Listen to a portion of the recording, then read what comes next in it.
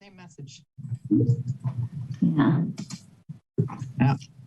Still got the same message. We can log out and log back in. I don't think that would help. Hold on.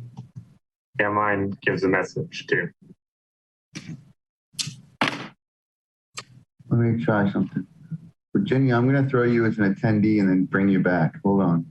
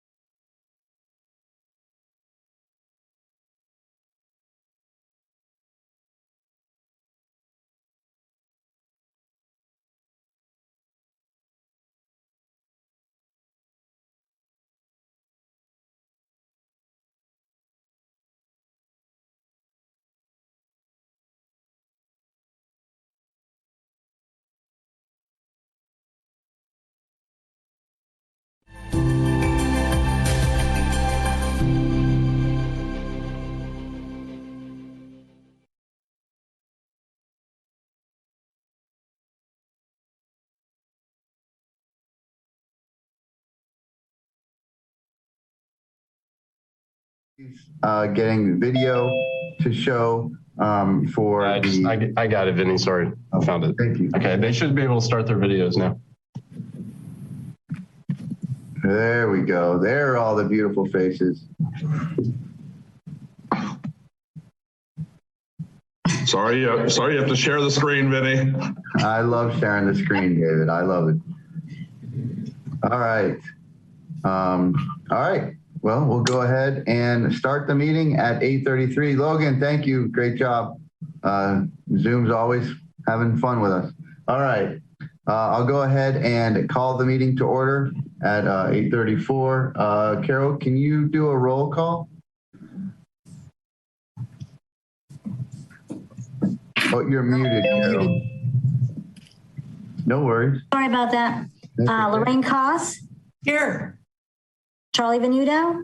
Here. Vinny Toronto. Here. David Scherer. Here.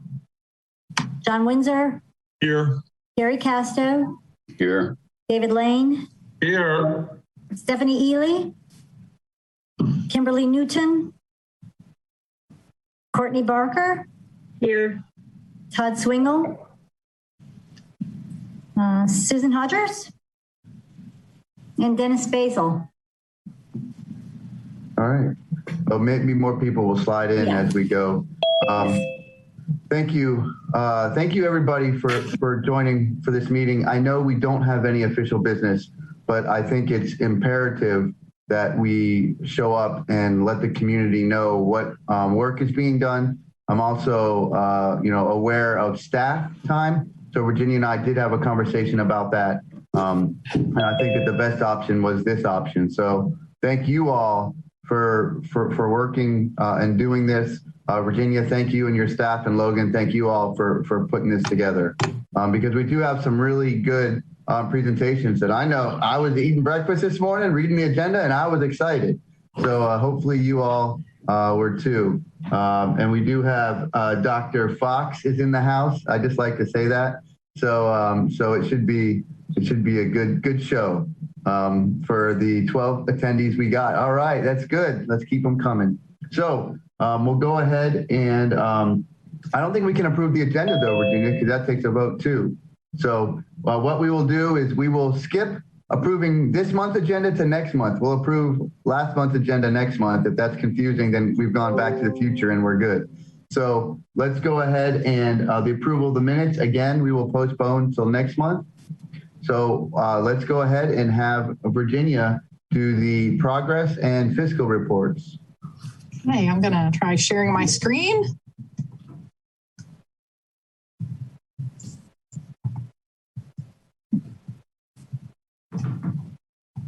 Works. Yay. Control L.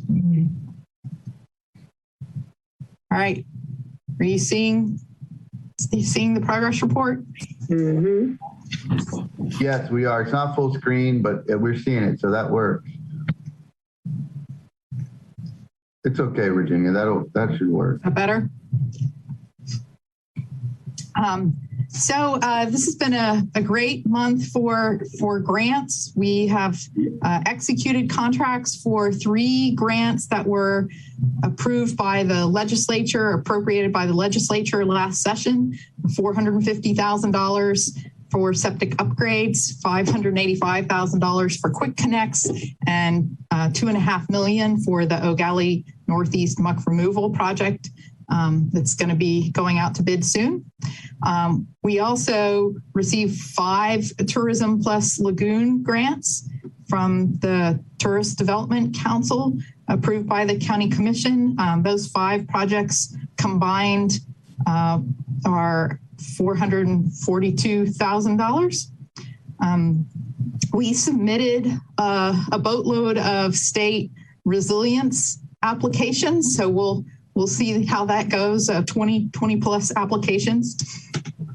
And we also submitted our legislative appropriation requests for the next session. So lots of grant writing and grant contract processing going on over here. The South Beaches Zone O septic to sewer, we received the permits for that. And so we're looking forward to getting that project under construction soon. We also completed one more quick connect, the Cocoa Beach Golf muck project, which we call it the golf muck because it's adjacent to the golf course, but we probably need a much better name for it than that. But they had their pre-application meeting with the Army Corps of Engineers and U.S. Fish and Wildlife, and talking about options. And so it's great to see that project progressing through the permitting process, and the resource surveys are also underway. The Brevard Zoo constructed over 2,700 square feet of oyster bars, and UCF completed more monitoring. The site that's reported there in the report, the McNeil-Hintner site, this is the one that we tested not placing live gardened oysters on, so just a blank shell and measuring natural recruitment. So that natural recruitment of 26 live oysters per bag on the projects where we do seed them, we seed at the 25 oysters per bag rate. So this project is achieving that same rate without seeding, which is really encouraging and great. So we've got natural recruitment going on out there, and those oysters are growing through the bags and forming bridges, which is how the whole thing cements together to form a reef. So positive news there. Matt got the first application for our grant for clam aquaculture. So we're looking forward to seeing how well that program works for incentivizing clammers to put out more clams and harvest nutrients out of the lagoon. Matt Culver removed 3 more derelict vessels. The smoke testing, the 3 project areas for Brevard County, they are still on, our contractor is still on standby while we work through some software issues for the code enforcement that will follow and start the clock ticking as soon as we identify leaks through that smoke testing effort.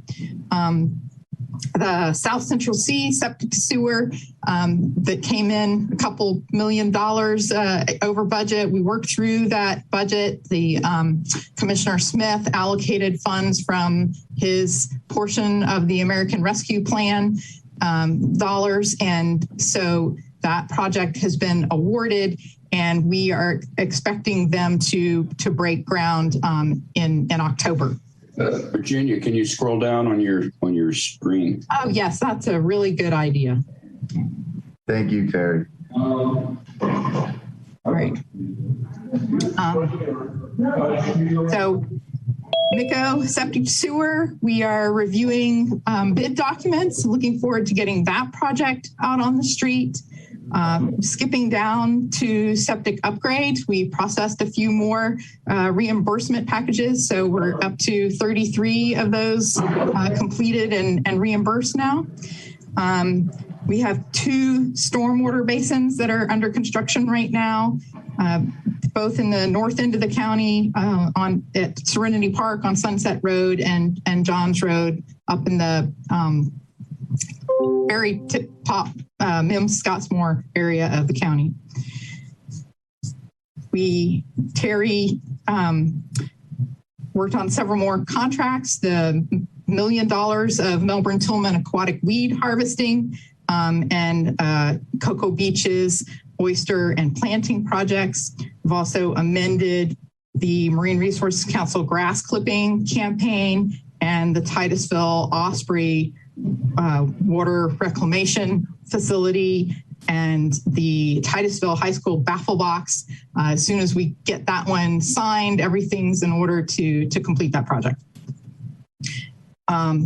Other grant news, back on July 15th, we submitted a number of grants to the state's new innovative technology program.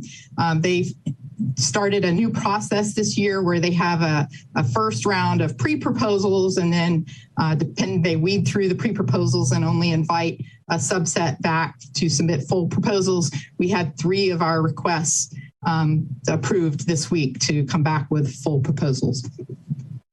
And I previously shared that last year's innovative, we were funded to use remote sensing satellite imagery to track algae blooms, and that project is now contracted, both the grant contract and the consultant contract to get that underway. So we're looking forward to having that data to be able to share with the committee and the community very soon. So you'll have to keep reminding me to scroll down. Presentations this month, we had a few opportunities, and Anthony's been out there talking to the septic to sewer communities. I was asked to speak to a city council meeting about our half-cent sales tax program. Matt Battalato is the Junior Achievement Group is starting. They're expanding their program that started with women in STEM and some manufacturing. They're now adding a Lagoon component, and so they're doing a pilot program this year. And Matt's going to be speaking at that. Also, last night, this is missing from your presentations, but Kimberly Newton helped spearhead the U.S. Green Building Council Brevard group. They had a roundtable on low impact development, and my assistant director, Darcy McGee, spoke at that, as well as Lisa Soto and Kimberly. So I hope that event went well. I haven't gotten her report this morning. On upcoming science opportunities, just want to plug again the Marine Resources Council's Low Impact Development Conference coming up October 21st and 22nd. And I received a note this morning from Laura Lee Thompson to remind everyone that on October 13th, the Titusville Environmental Commission meeting, which is an open public meeting, they're having Dr. Eben Bean from the University of Florida come and present on his technology that he calls the Gator. It's a water quality sensor that real time that floats. And so you can drop it in the water at the upstream end of some watershed, and it will float down with the current and beam up water quality data. And you can see how the water quality changes as you pass different stormwater outfalls, different ditches, different potential sources of pollution, and hope that that information will help you track better where in the watershed you have hotspots of floating. So Laura Lee wanted to make sure everybody was aware of that presentation if you're interested in more information. Virginia, who's making that presentation? Dr. Eben Bean from the University of Florida. Eben? Yes. How do you spell it? E-B-A-N. Thank you. Tomorrow is the International Coastal Cleanup. There are many locations along causeways throughout Brevard. Anybody that wants to get out there and help clean up our shorelines. And that's it for my report, unless you have questions. Hey, Virginia, this is Charlie. I just had one question on the legislative grants. Are there any terms and conditions with those grants that are yes that are contrary to our guidelines for septic? No. Conversion. Okay. No. Our philosophy is we look at what it is that's in our plan, what it is that we want to do anyway, and look at which of those projects aligns with what the interests are of the legislature at the time, and we submit those projects. And so we have matching requirements, and there are some, typical state grant requirements, but nothing that's inconsistent with the intent of the plan. Thank you. And Virginia, I had a question on the grant. So when we're executing those grants, that means we're just signing the paperwork to get those funds. Is that correct? Right. So we can start spending dollars that would be reimbursable under the grant program. Okay. And then those funds like the septic upgrades, the quick connects, those then go back into the plan in those portions that we had already had expenditures, correct? Yes. So they just expand our ability to do more of those projects. Okay. And so does that mean that amount of money that we had in the plan then goes to our contingency, or how does that work? So, we're about to enter plan update time again. And so we will look at, all changes in costs and revenues, and you'll have all the new applications. And so then the committee will have an opportunity to, how you want to allocate all those additional dollars. Funds. Okay, great. And then the last question, and then I'll go to Lorraine and Brandon. Thank you for using your hand, everybody. Remember, we've got the raise hand button. What is the, I guess my acronym brain isn't working this morning, INRB study? Can you help me out with that? In-ground nitrogen reducing bioreactor. I'm not sure how that escaped our ADA scanning. we should not have acronyms in there. So I didn't think so, but that's okay. That's good. Yeah. Okay, so that's that's what we were putting in along with the septic tanks and the drain fields to help them absorb the nitrogen, right? Yes. Okay, great. Yeah, and that the first quarterly data was very encouraging, and the second quarterly data should be collected in the next few weeks. So. Okay, and then we'll get a chance to see them after the second quarter? We're doing 4 quarters, and we have a very detailed plan for how to analyze that data, how to measure success. We've also, we started this program when septic tanks were managed by the Department of Health, and now the whole septic tank program has transferred to the Department of Environmental Protection. So we had to first amend our contract with the Department of Health to say that contract, the grant, could be assigned to another state department. And now we're processing another amendment that actually does that assignment. But yeah, and DEP had some questions and comments on that monitoring plan. We've been trying to work through. There were some ideas about changing it up. We're like, we have a signed contract. This is, unless you've got some better idea of how to analyze the science, we've been through this with the septic experts. So I think we're going to succeed in holding our ground on that. But yeah, 4 quarters. Okay, great. So we'll look at the data after the full 4 quarters. Okay, other than the reference for Hitchhiker's Guide to the Galaxy, where you have to fill out a form to be able to fill out another form, for anyone who's read the book, I'm sorry you all have had to go through that, but I do appreciate that work through. Okay, Lorraine. Oh, hey, I was going to say, both me and my husband watched the LID webcast last night. It was excellent. And so highly recommend those 2 days of training coming up.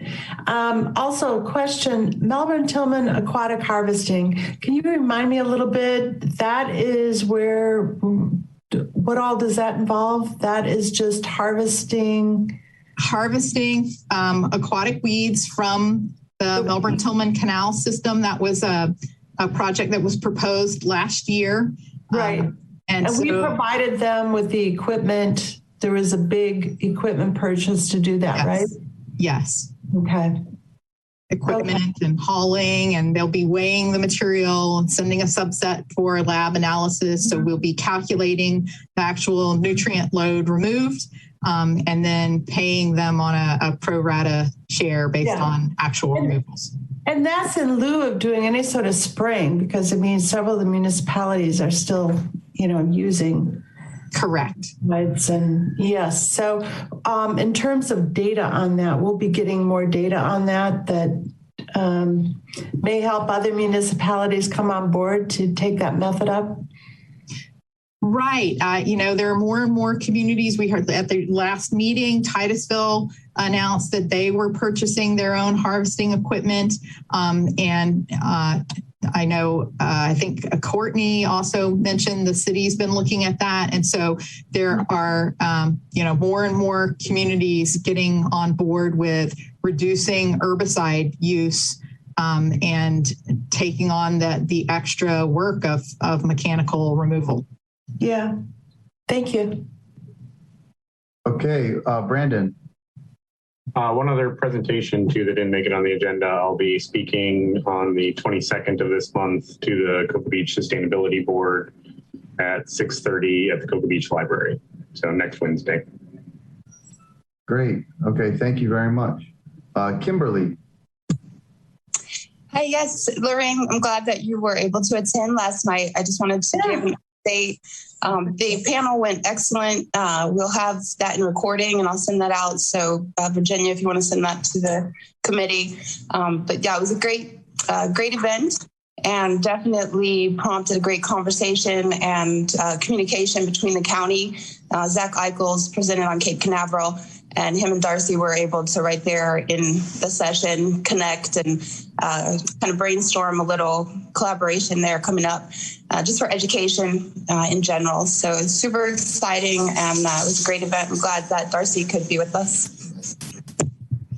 Thank you, Kimberly. I was going to ask you to briefly talk about it. So thank you very much for doing that. And I'm excited to see the replay. Thank you for doing that out in the community.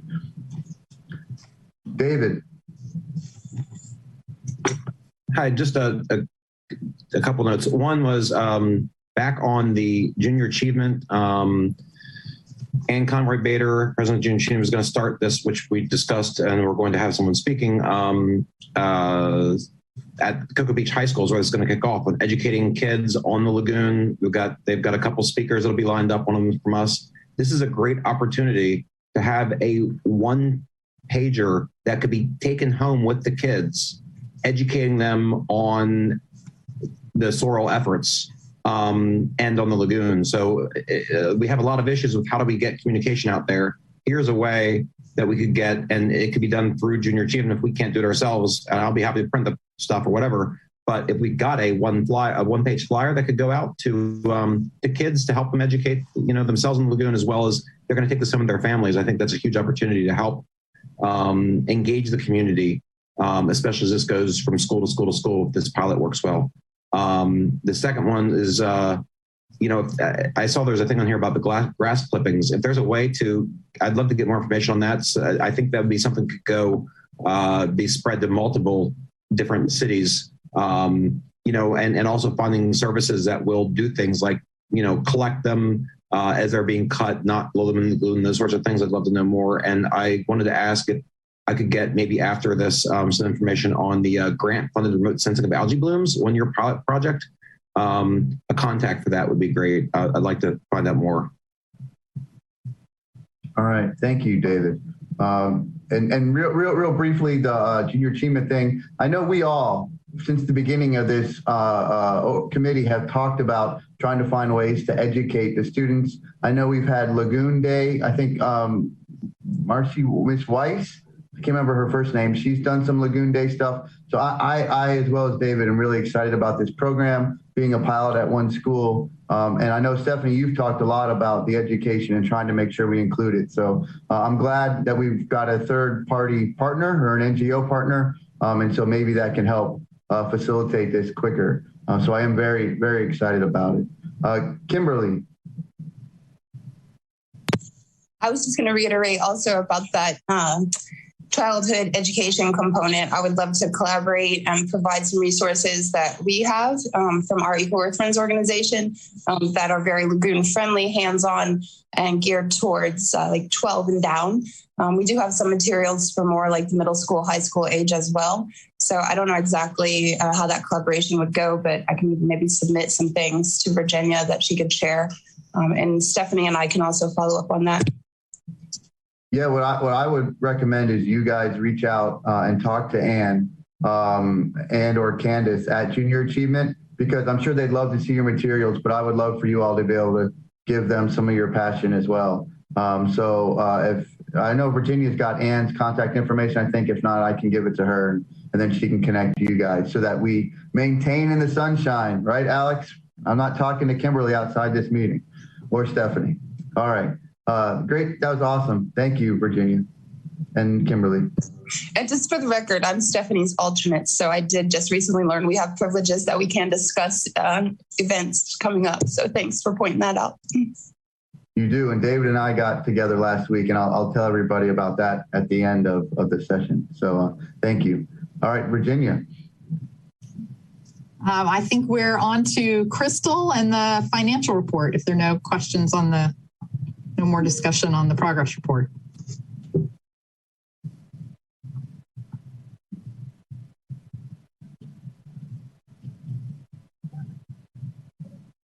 Crystal? I was waiting to make sure no hands got raised. Good morning, everybody. So our revenue this month of June, collections were at 4.1 million, and that was the highest for June. And we had received our 2 million discretionary, which was also the highest that we have ever received for June, totaling an amount of 6.1 million in collections. This has, as you can see by the gap in our graph here, we are 4 million above projections at the moment for both our projections and the state's projections. We have a total collection of 212 million. Currently this year in expenditures, we have reached 9.9 million and constantly increasing. And our overall expenditures are at 29 million.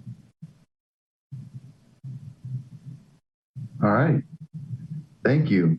Yeah, that bump last quarter, 4 million above. Wow. I think some people came into the state about 6 months ago and spent a lot of money. So thank you for all those that came into town and spent some money. Anybody have other questions on the graph? Crystal, thank you.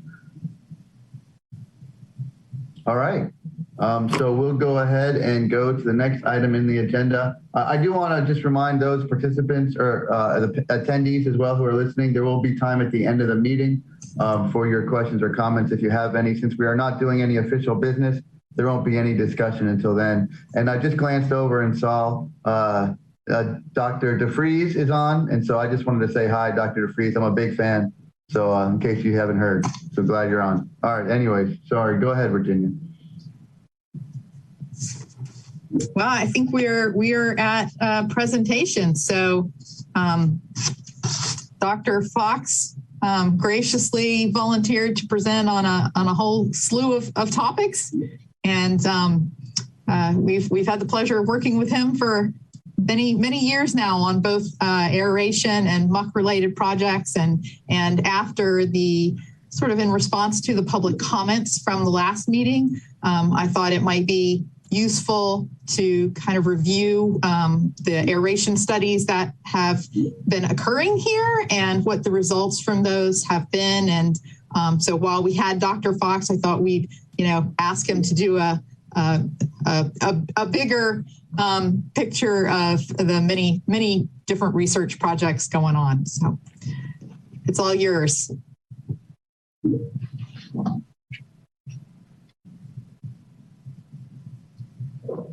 Austin, we can see your screen, but we can't hear you, and you're not in full screen mode yet. There we go.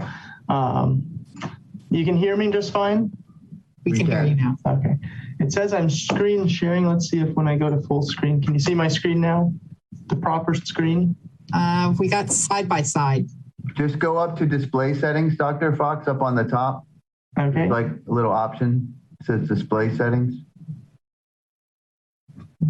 Yeah, keep going. Yeah, there you go. And then goes, yeah, either one of those. There you go. Is that better? Yes, Perfect. sir. Okay. Okay. So I really appreciate you having me here. And some of you have heard about some of the aeration work we've done before, but this seems to be a recurring public interest. And so I think it's worth revisiting. And so this first talk is really, right, tiny bubbles. Are they a solution for degraded water quality in the IRL? And can they be used to address some of the other issues, right? Degraded sediments and low oxygen. And so going to talk a little bit about aeration today. And so as we jump into this, I just want you to picture the lagoon. And one of the really key things to think about when we're thinking about the efficacy of aeration is a stratified lagoon. And so if you haven't thought about stratification, if you've ever been swimming or walked into a lake or the ocean and you kind of walk in a little bit and all of a sudden your toes get cold, right? That's passing into what is a stratified layer, right? Different layers in the lagoon. And often that bottom layer has relatively low DO because it's decomposing organic matter and it's in contact with often anaerobic sediments. And so this leads to an anaerobic environment in the sediments where we have decomposition of organic matter. Now, a lot of you have seen this little animation before, but bacteria living in those sediments decompose organic matter to produce ammonium that builds up in that pore water where it then can diffuse into the overlying water. The same thing happens for phosphate. And so this decomposition of the organic material, so those grass clippings, all the algal biomass is decomposing, releasing nitrogen and phosphorus in the forms of ammonium and phosphate into overlying water. And it's really cool if we look at vertical profiles for these dissolved nutrients. And so what you're looking at here is concentrations of ammonium in the water column. And you can actually see, especially in the summer months, when it's hot, when this decomposition is happening very rapidly, we can see the signal for the sediments as a source of these elements to seawater or to lagoon water. And so pretty cool, just conceptually, we can actually see the data to support what's going on here. And so when we talk about aeration, what exactly does it do, right? There's, I think, this misconception that those bubbles themselves are actually adding a lot of oxygen. And the transfer efficiency of oxygen from bubbles to the water, especially in the 2-meter deep lagoon, is very low, right? We're transferring maybe less than 5% for sure. Probably less than 1% of the oxygen is actually transferring from the bubbles. And so we should view this more as a overturning circulation. So we put diffusers in, we let bubbles rise, those bubbles float, carry with it some water. Once that water hits the surface, it spreads out, and what goes up must come down. We create this kind of overturning circulation. And so if you view this as a 3-dimensional view, so I'm going to show you a top view here. You have water coming up directly over the diffuser, spreading out over the surface, and then sinking around the edges, creating kind of a donut shape of overturning circulation. This takes advantage of the large surface area at that air-water interface and drives a greater gas exchange, right? And so it's not necessarily diffusion from the bubbles themselves, it's the bubbles creating more contact and a larger concentration gradient with that air-water interface. And so we can think of aeration as destratification, right? We're breaking up that layered lagoon and creating kind of a homogeneous, well-mixed water column. I'll give you some examples of that in just a second. And that goes to this first point here, that the bubbles themselves are not super important. And I point that out because there are many ways to accomplish this goal. I've had people come approach me about pumping water, right? We can accomplish destratification by pumping water from the surface to the bottom, or with stirrers, or a bunch of different techniques. And so this discussion and the results here can cover a few of those different methodologies. And so what does destratification or aeration actually accomplish? It improves oxygen in bottom water, and that's the key thing that we're looking at in this kind of a system. And when we increase oxygen in bottom water, we create oxic sediments and oxic particles in the water column that are then capable of carrying out some oxic processes: sorption of phosphorus, promotion of nitrification, and subsequent denitrification. Another really interesting thing, important thing to point out is one of the reasons that aeration works very well in deep lakes, right, is we have permanent stratification in those lakes. And we also have deep water where that circulation can push a lot of those algae that would hang out near the surface into deeper water where they might then be light limited. And so just a few reasons why it may or may not be beneficial to something like the lagoon. And so if we take that picture that we just looked at, and we add some aeration, right? Those bubbles cause that overturning circulation, mix up the lagoon. Hopefully we develop that layer of oxic surface sediments where we create a habitat for bacteria that can take that ammonia that's diffusing upward, oxidize it to nitrate, where we can then have subsequent other bacteria reduce it to nitrogen gas that can then leave the system. It goes into the atmosphere. 78% of the atmosphere is N2 gas. In the case of phosphate, one of the really great reasons that aeration works especially in lakes, is because we create oxic sediments, especially amorphous iron hydroxides, that are very good at sorbing and sequestering dissolved phosphate into the sediments where it's no longer bioavailable. So I'm going to point out here that this process requires iron. And I will talk a bit in a minute about in marine environments that have been anaerobic for a long time, the available iron may be bound up in things like iron sulfides, where we've basically lost the sorption capacity of those sediments. And so no matter how much air we pump in, we may never be able to recharge that sorption capacity. And so just looking at some data, and this is before we really get into aeration, but do we need to pump oxygen down into these sediments? And if we look at dissolved oxygen penetrating down into mucky sediments, you can see this is just an example from muck in the lagoon. By 1 millimeter, right? 1 millimeter into the sediment, there's zero oxygen, completely anaerobic. And then you can see very high concentrations of hydrogen sulfide. Hydrogen sulfide is produced by anaerobic bacteria in order to decompose organic matter. And it's hydrogen sulfide, kind of that classic toxic gas, toxic to seagrasses, toxic to infauna, toxic to humans, right?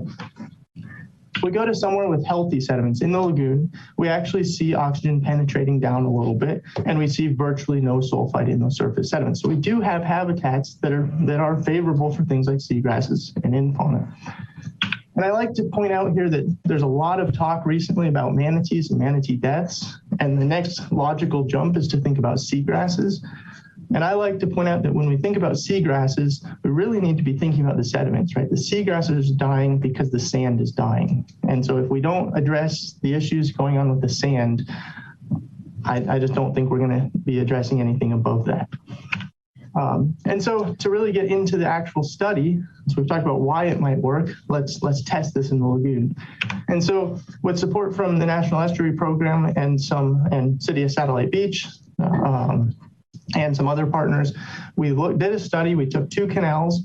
We did quite a bit of surveying beforehand to find canals with similar hydrology and similar bottom type. So we had to find 2 canals with similar muck compositions and similar sizes and water flows. And we set up aeration in 1 canal and used the other as kind of a reference/control site.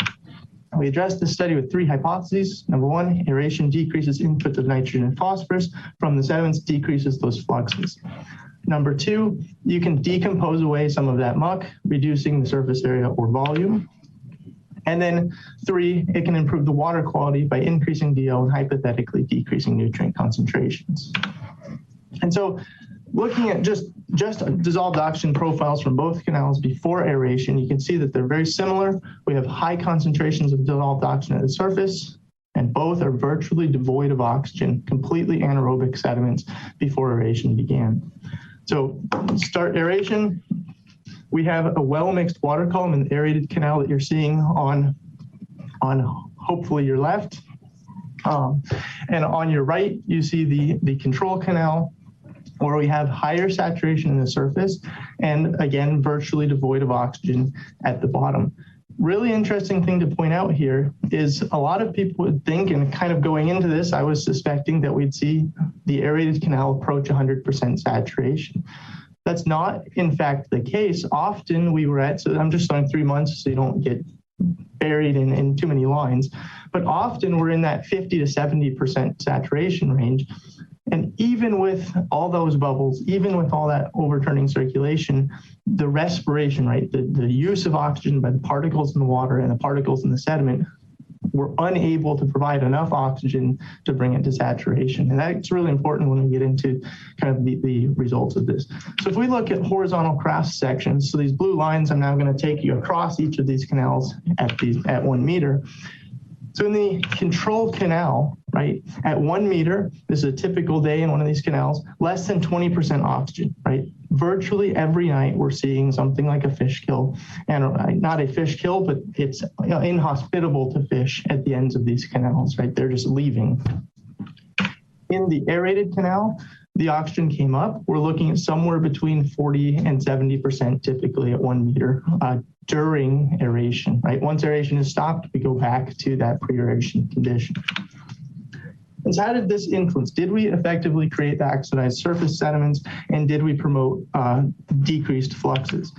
And so if you look on the left, you're seeing a plot for the aeration canal. On the right, you're seeing a plot for the control canal, and these look very similar. It's really important to point out that there are natural seasonal variations in fluxes.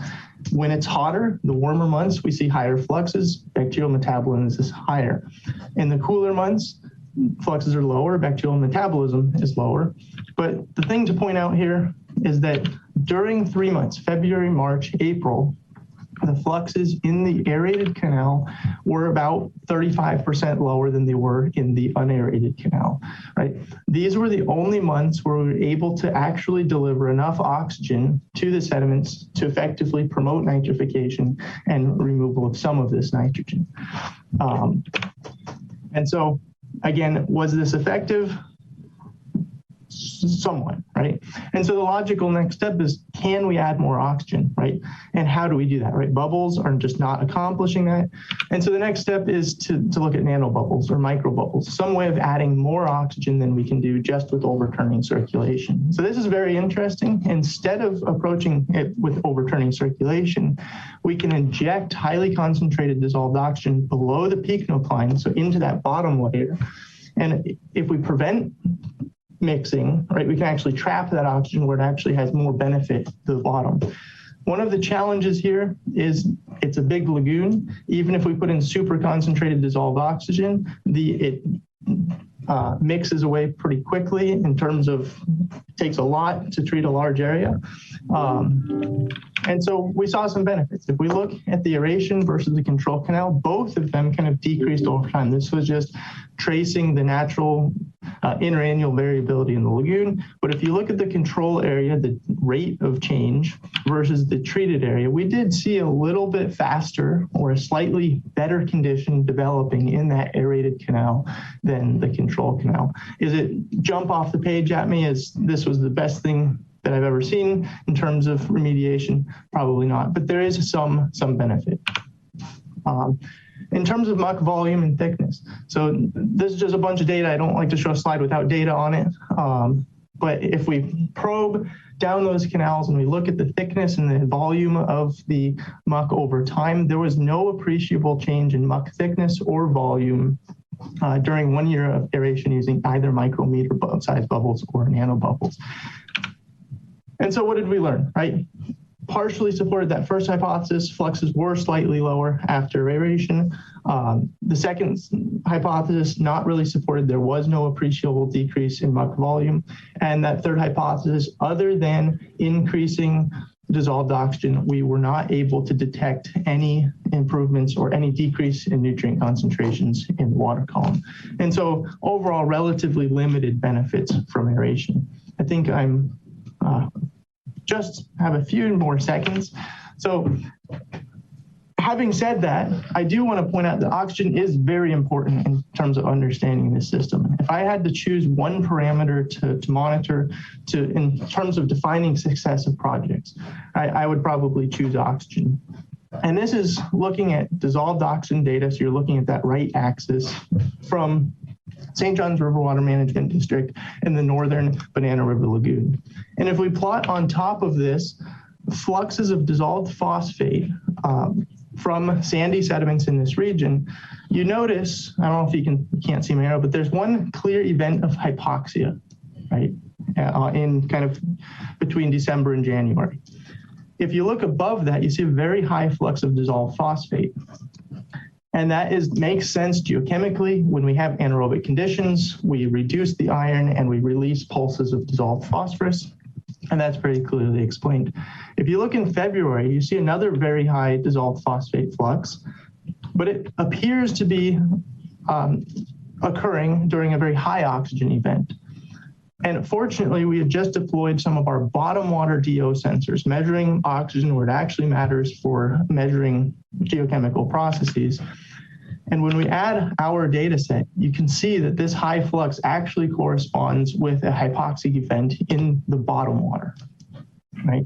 And so just very interesting use of data. And I think if we're trying to model nutrient loading or HABs, I think this understanding what's going on at that sediment water interface is absolutely critical. And so I'm out of time. I have a few more slides that I'll jump through. Just wanted to point out that we do have a lot of these sensors out there. So if you're interested in that data, get a hold of me. And I'll jump through these to go to questions. And if somebody has a question about it, I'll step back to them. Thank you. All right. Thank you very much, Dr. Fox. We do have a question. Terry, go ahead. Yeah. So thanks for the sip from the fire hose, and thanks for sharing that earlier report. This is an area of interest for me, and out of the 3 or 4 dozen questions I could ask, is there any difference? Have you seen a difference in lake results versus lagoon results for this phenomenon of oxidizing the sediment, actually reducing the sediment levels through the through the bubbling technology? That's a fantastic question, and the answer is yes. Right. The biggest difference, and so in both environments, the ability to actually decompose away that muck is limited.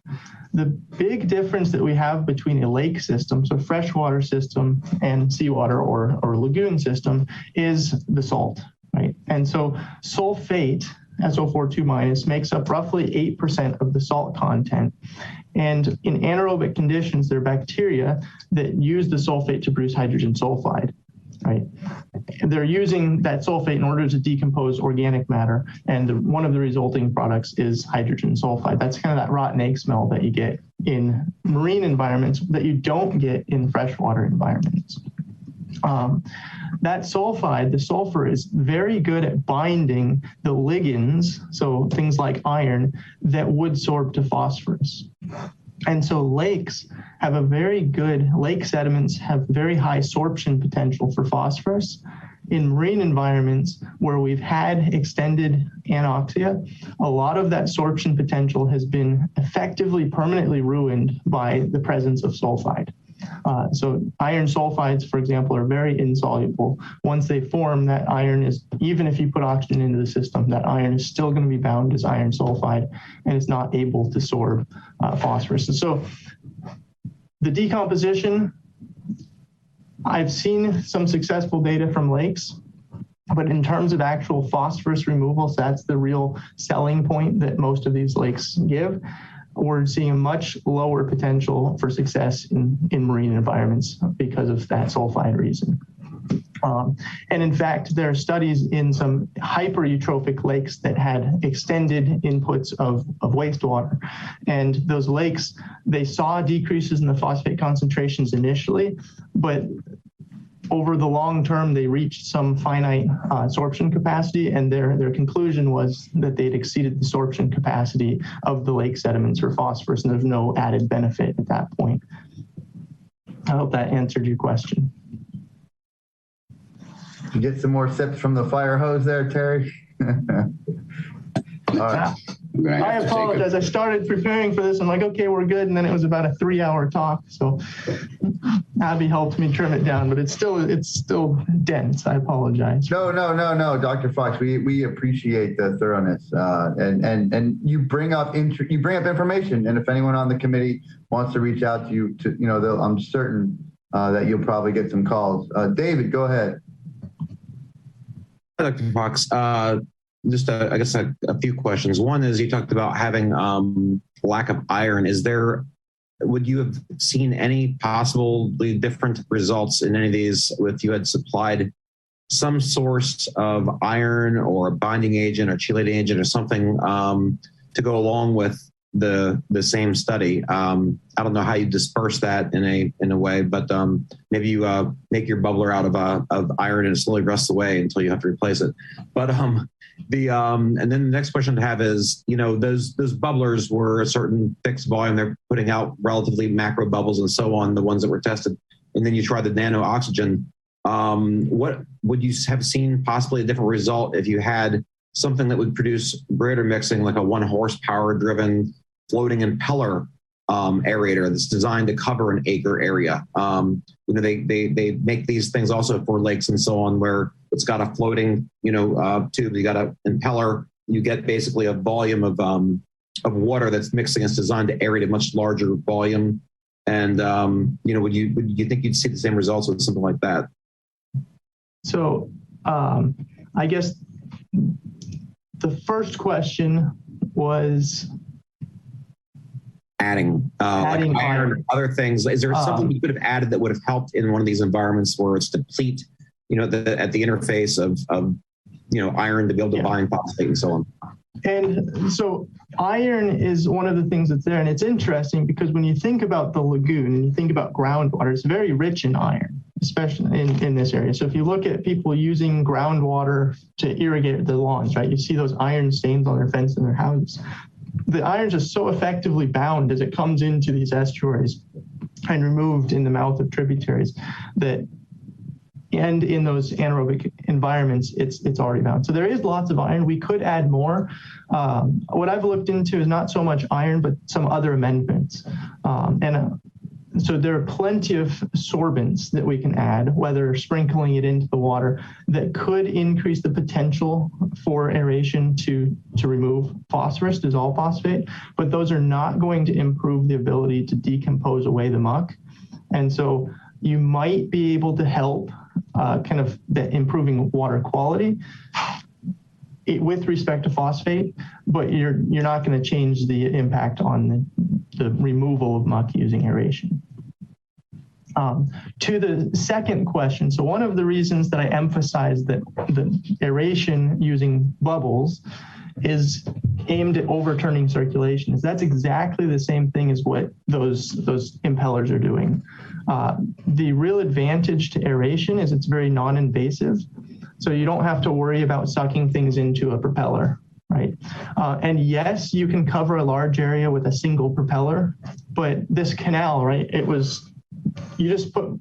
if you wanted to accomplish the same aeration, you'd just use more aerators. And so this canal had 8 aerators to cover a large area. And the big picture is if it's not working in the direct vicinity of that aerator, it's not going to work on a larger area, right? So just more circulation is not going to help. It's just a function of the already very high oxygen requirement of those sediments, or it's not able to deliver enough. What is there a way you think that one could have the muck be dissolved, removed in a more efficient way than bubblers, other than like dredging, which is clearly works? Is there another way that the bottom could be restored and made more productive, other than adding oxygen or air then? So in terms of bottom being restored, I'm going to talk about that in just a second with another technique. In terms of promoting decomposition, one of the key ingredients is oxygen, and even adding super highly concentrated dissolved oxygen, we did not see any appreciable decomposition over the 1-year study. And so with the techniques that I've seen to date, I don't see any way we're going to decompose this stuff in situ. Just the oxygen demand is so high that it's using anything we can put in. And once you start going to adding pure dissolved oxygen, it starts to get very expensive, and it's a large lagoon using a lot of oxygen. And so it's very hard to supply enough concentrated oxygen to really promote any appreciable decomposition. I guess one more question to add. When you're looking at adding this, the bubblers, adding more oxygen, getting this overturn, getting more oxygen at low layers, what about the change in the marine life ecosystem? What about the change in the benthic organisms, the change in the fish, the crabs, et cetera, other animals that could start to survive there and not be wiped out every time we get so anoxic that everybody dies? I mean, first of all, that's a massive bioload. Every time we get a fish kill, you got a big bioload of everything that just died. These things could be used to keep those areas alive and have refugiums, so to speak, for the living animals, so that you don't wipe out large areas. Have you looked at the impact of being able to keep, canals alive with this sort of approach, and then what that might do long term? So we did, and so we looked at infawn, and we also looked at some of the algal communities during the first aeration study. And during those winter months, when we were able to effectively get oxygen into the sediments, right, we did see a little bit of recruitment, but in the summer months, even with a large amount of aeration, that recruitment was all wiped out. And so, yes, getting organisms there to help bioturbate, because just establishing communities of organisms at the bottom, they help to aerate. Bioturbation does help to pump oxygen into the sediments. But so we looked at the infauna. They did recruit during those winter months, but in the summer, when the bacterial metabolism is high, the oxygen demand is high, we did not see anything survive, even with aeration in these really muddy sediments. So even in the summer, you're saying that the demand was so high that you couldn't keep even the organisms living there alive with the bubblers that you tried, or the injected oxygen? Yes, in the center of the canals, the recruitment we saw during the winter was completely wiped out. I mean, it's not, we did find organisms, because if you go to the edges of the canals where there are sandy sediments, there are things living, they can crawl into the middle. But the biological abundance during aeration did not improve in the summertime, only during, again, that very short 3-month window. Thank you. I'll take the rest of my questions for you offline with you. I appreciate it. Yep. All right, there's one contact you're going to get. I knew it would happen, Dr. Fox. All right, Courtney, go ahead. Thanks. Hi, Dr. Fox. How are you doing? Doing well. How are you? Good. Just real quick, do you think that, to me, that what you're saying is, and I'm just going to, make a non-scientist kind of simplification, that basically muck dredging in the canals, unless you get the muck out, nothing's going to live there anyway. Is that what you're basically saying? That is one way to state it, yes. And yeah, there are other techniques. So for example, I'm going to talk about capping in just a second. But in terms of navigable waterways, that's not really an option. So yeah, unless we're able to reduce the oxygen requirement of the sediments, right? So if we can't remove the organic matter at the surface, then from what I have seen, even using highly concentrated or micrometer size or nanobubbles, I just don't see recruitment in the muddy regions of canals. Okay. But regardless, do you see this as a good strategy to reduce fish kills and improve water quality in the canals? Do I see aeration? Yeah. So in terms of reducing fish kills, absolutely. I think it's important to note that we are seeing, the ends of these canals every single night in the summertime, they're not supporting fish. And so you would see dead fish every night in these canals, except they're able to migrate away. Right? So you're not seeing massive fish kills every single night because they're just swimming towards the higher concentrations. And so putting aerators in a canal to prevent a fish kill, it's such a relatively small area of anoxia each night that the aerators may not really help. However, when you have a large area of anoxia develop, right, aerators are absolutely an effective way to prevent fish from dying. But again, the areal extent is small. So during those large anoxic events, you can put aerators in and you save fish in one canal, but unless you have the infrastructure in place. I see what you're saying. Okay. Thank you. Yep. Okay, Terry.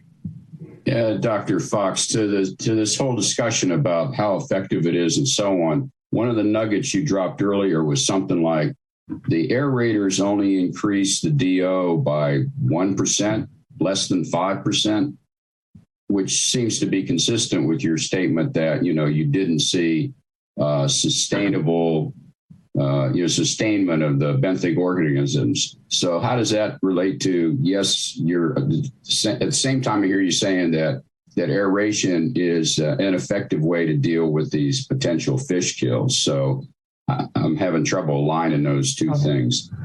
So the clarification is the 1 to 5% is the transfer efficiency of oxygen from the bubble itself into the water.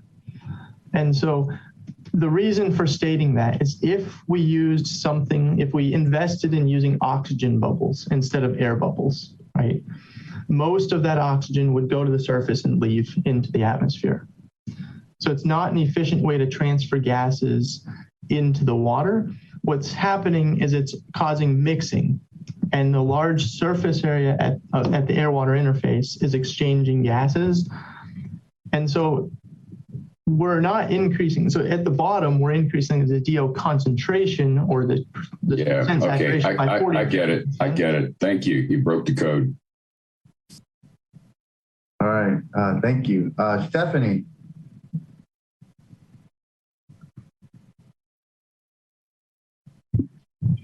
Sorry, I basically was going to make the same exact comment that Courtney did, and ask about if it really would help with the fish kills. I mean, it's not helping the benthic organisms, but it does help with fish kills. And your comment was that basically you'd have to put them in every canal. But for the canals that we did put them in, it would absolutely increase the oxygen enough to prevent fish kills. Is that not accurate?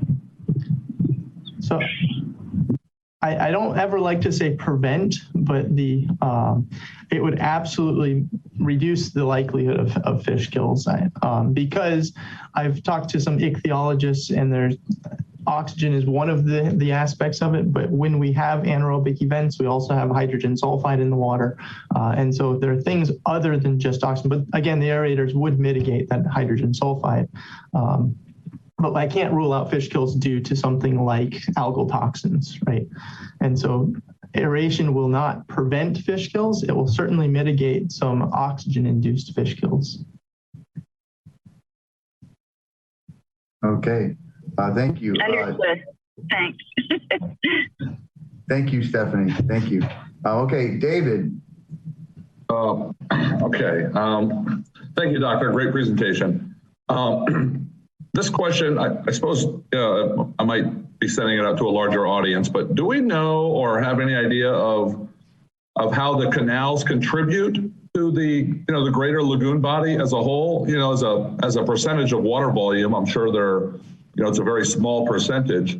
And but do they punch over their weight in terms of, their small volume impacting the lagoon? Do we know about that? Because all of your studies, it's in canals, and not the greater lagoon body. Something that was going over my mind during your presentation was, what if you just cycled the water out of the canal into the lagoon? I don't know that would fix anything. Might be spreading a problem. I'm not sure, but if you could speak briefly as to the relationship of the canals to the greater lagoon body, that might help me understand. So that's a really great question. And I guess the first step is, yes, the canals are some of the most degraded environments throughout the lagoon. We see in terms of the percent cover by muck in canals versus the open lagoon, it's very high percent coverage in these canals. And the muck that we find there is very, for a lack of a better term, fluffy, right? And that fluffy muck leads to very high rates of decomposition. And so the amount of nitrogen and phosphorus being produced in these sediments going into the overlying water is huge. And if we look at that in terms of, does that influence the larger lagoon? Absolutely.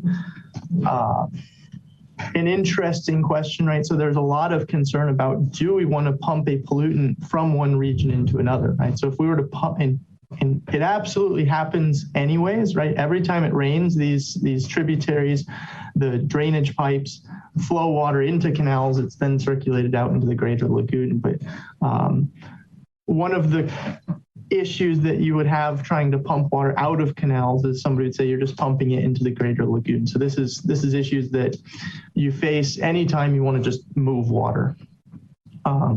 And there are maybe some advantages and maybe some disadvantages to that. So if you move pollutants towards healthier sediments, if those sediments remain healthy, they do have some ability to absorb some of that phosphorus, right, in the sandy areas. They do have some ability to house beneficial bacteria that can nitrify and then denitrify some of the nitrogen in that polluted water. And so there are some benefits. The other hypothetical not benefit is if you pump cleaner water into a canal, right, because that's the contrast to pumping it out, is you've now increased the concentration gradient between the nutrients in the pore water and the overlying water. So you could actually increase the rate of nitrogen inputs from those canals to the greater lagoon. So an interesting concept. I think public support of that would be something for debate. And there are some pluses and minuses. Thank you. Yeah. All right. We'll do the one last question here, and then we'll let Dr. Austin Fox tell us about subaqueous sand capping, which is just say that 12 times fast. Terry, go ahead. Okay. So this whole thing about the fish kills and aeration and so on, what I took away from this is that the contribution of the bubblers were basically this donut mixing, vertical mixing from the surface waters to the deep waters. So does that mean there's some hope for homeowners that just want to string a perforated garden hose along the bottom of their canal and create that top to bottom kind of mixing action? I think I can't necessarily recommend that, just because if you put it to the bottom, I don't know what you're going to resuspend and do all that stuff. So these aerators are placed in the middle. But putting some aerator off the side of your dock, maybe at a mid-depth, will certainly help circulate. But again, there are a lot of safety concerns with people creating their own aerators and things. So you could create, if people had aerators available, you could create during those relatively infrequent large aerial extent fish kills a refuge for fish. Yes. So it's not dependent on micro bubble or nano bubbles. It's just creating a circulation of the water. Well, so the nano bubbles don't circulate the water. Okay. the large bubbles do. Both of them increase DO, and so both of them would help to mitigate oxygen-driven fish kills. I think Terry's waving up. All right, David, one more question, and then we'll go. Do you have a question, David? I was just going to add to Terry's note. I mean, a year ago at one of the fish kills that I saw happening in December, where crabs are clawing to the top of the poles and they're all suffocating and, you know, they're half dead, and flounders are floating at my dock. I just went that night, got a sump pump, put it 3 feet under the water, took a 2-inch pipe up, fed it to 3 hoses, and had that water re-injected, you know, from the surface into creating some churning, creating some water motion, creating some air mixing, and it kept everything at my dock alive. So I think that there is the ability to keep animals alive during anoxic events that, you know, users could do, whether you use a bubbler, whether you do something as simple as that. It was available at Ace Hardware, you know, that day. But I think you can do things to create micro-refugiums that the citizens can do themselves. I don't know the best way to do that. That was just what was available at the time. All right.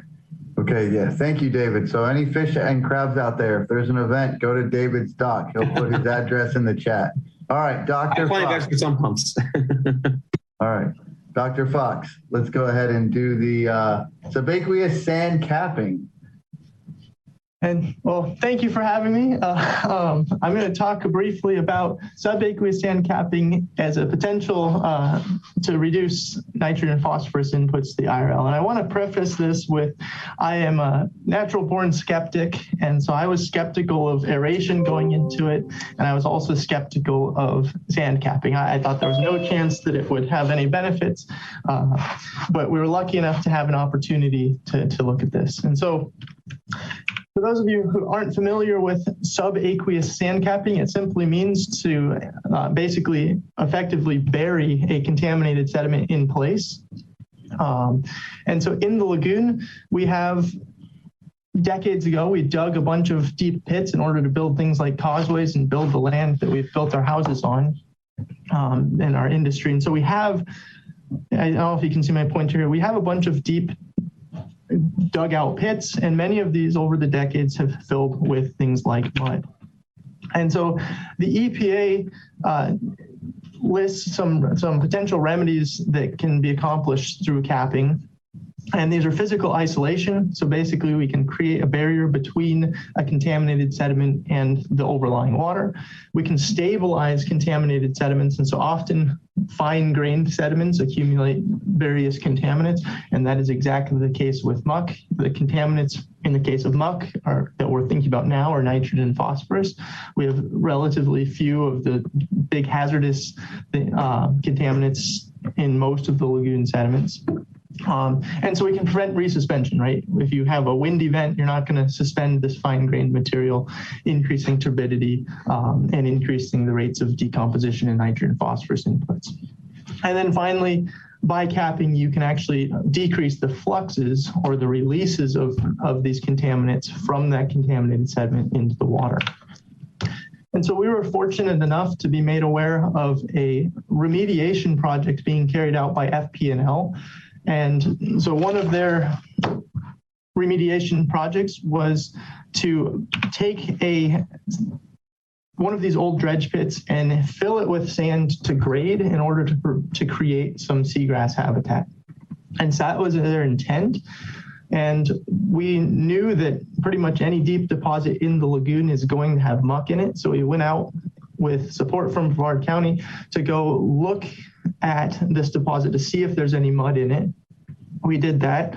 And in fact, it was a nice deep pit filled with quite a bit of mud. And so we took this opportunity to piggyback on this restoration project and study, is capping an effective technique to mitigate nitrogen and phosphorus fluxes in the lagoon? And so this roughly half-acre pit was filled with sand. And the reason that I mentioned that it was filled with sand is the thickness of this capping layer was probably thicker than we might consider if we're funding large capping intentional capping projects, right? So a lot of caps in the literature are somewhere between 5 and 20 centimeters in thickness. This was somewhere on the order of 70 centimeters to a meter.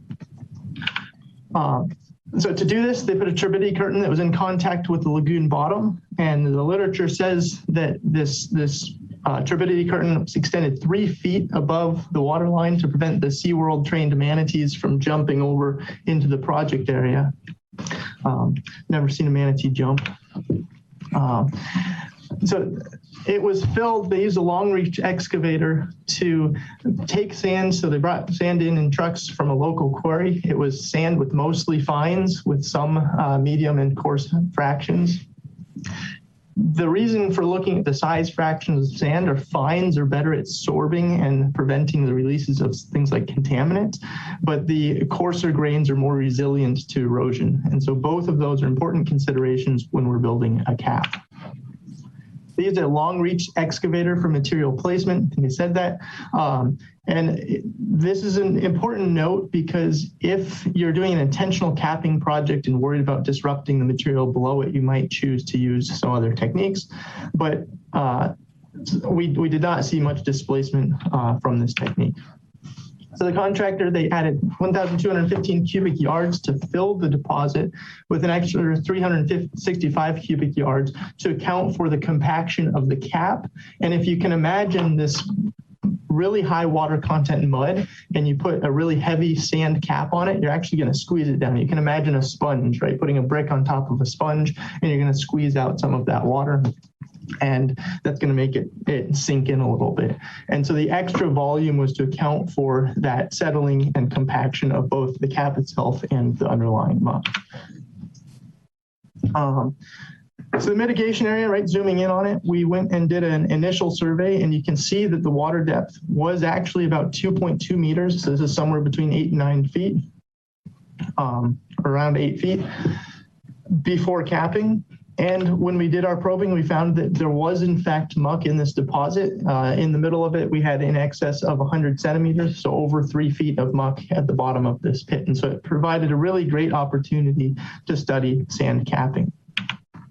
If we take a cross section, so moving from northeast to southwest, following that blue line up there, you can get kind of a side picture of this deposit. And from our data, the surface area of the pit, 2,700 square meters. If you go all the way to the bottom, so if you go through the pit, through this muck until you reach hard sand, the total volume of this pit is roughly 2,200 cubic meters or 2,900 cubic yards. If you look at the surface area of the muck, right, and so the muck is at the bottom of the pit, it's not completely to grade. The surface area of muck was roughly 1,100 square meters. And if we look at the volume, there's roughly 1,100 cubic meters with an average thickness of about 1 meter. And so that left, if you subtract 1,100 meters squared from 2,200, or 1,100 cubic meters from 2,200 cubic meters, you find a volume above the muck coming up to grade of 1,100 cubic meters of water. And so this is important because the contractor's fill volume, right, that 1,580 cubic yards is just above our estimate for the amount of water in the pit. And so they had enough to come to grade with a little bit of extra to account for compaction. And so we approached this with a couple of hypotheses. Number one, we were tracking when we pour sand into this environment, when we apply the cap, muck is just displaced during this capping process. And so if muck is displaced, a couple of things will happen. The pit would not be full after the addition of the full amount of sand, right? You'd still have this remaining deposit. And then if muck is displaced, muck will initially, after capping, be present in the adjacent area. So if you squeeze the muck out the sides, you'll be able to detect it in the adjacent area before it washes away.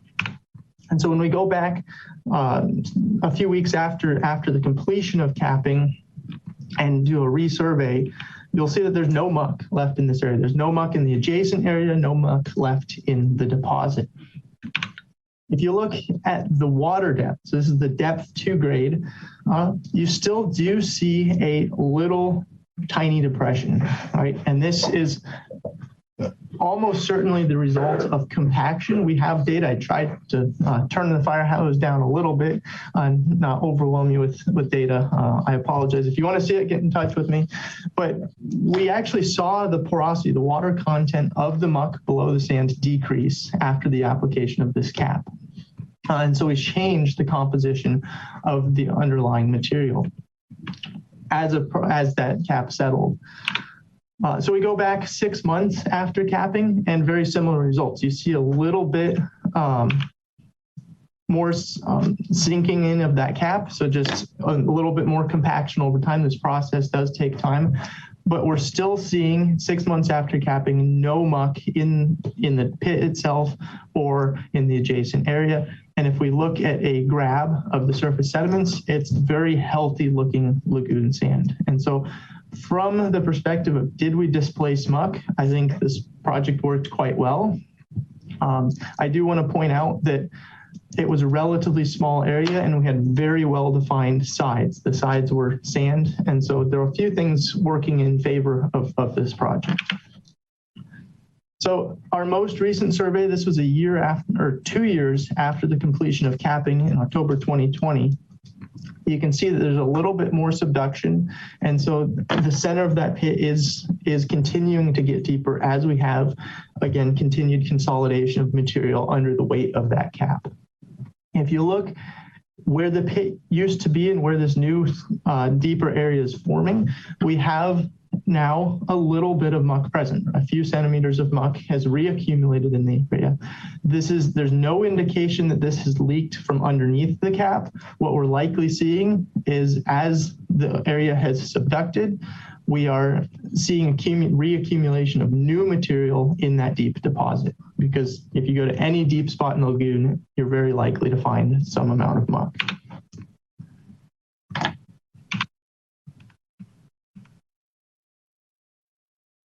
I'm having some technical difficulties. It's all right, no worries, no worries. Uh-oh, PowerPoint has just decided to restart.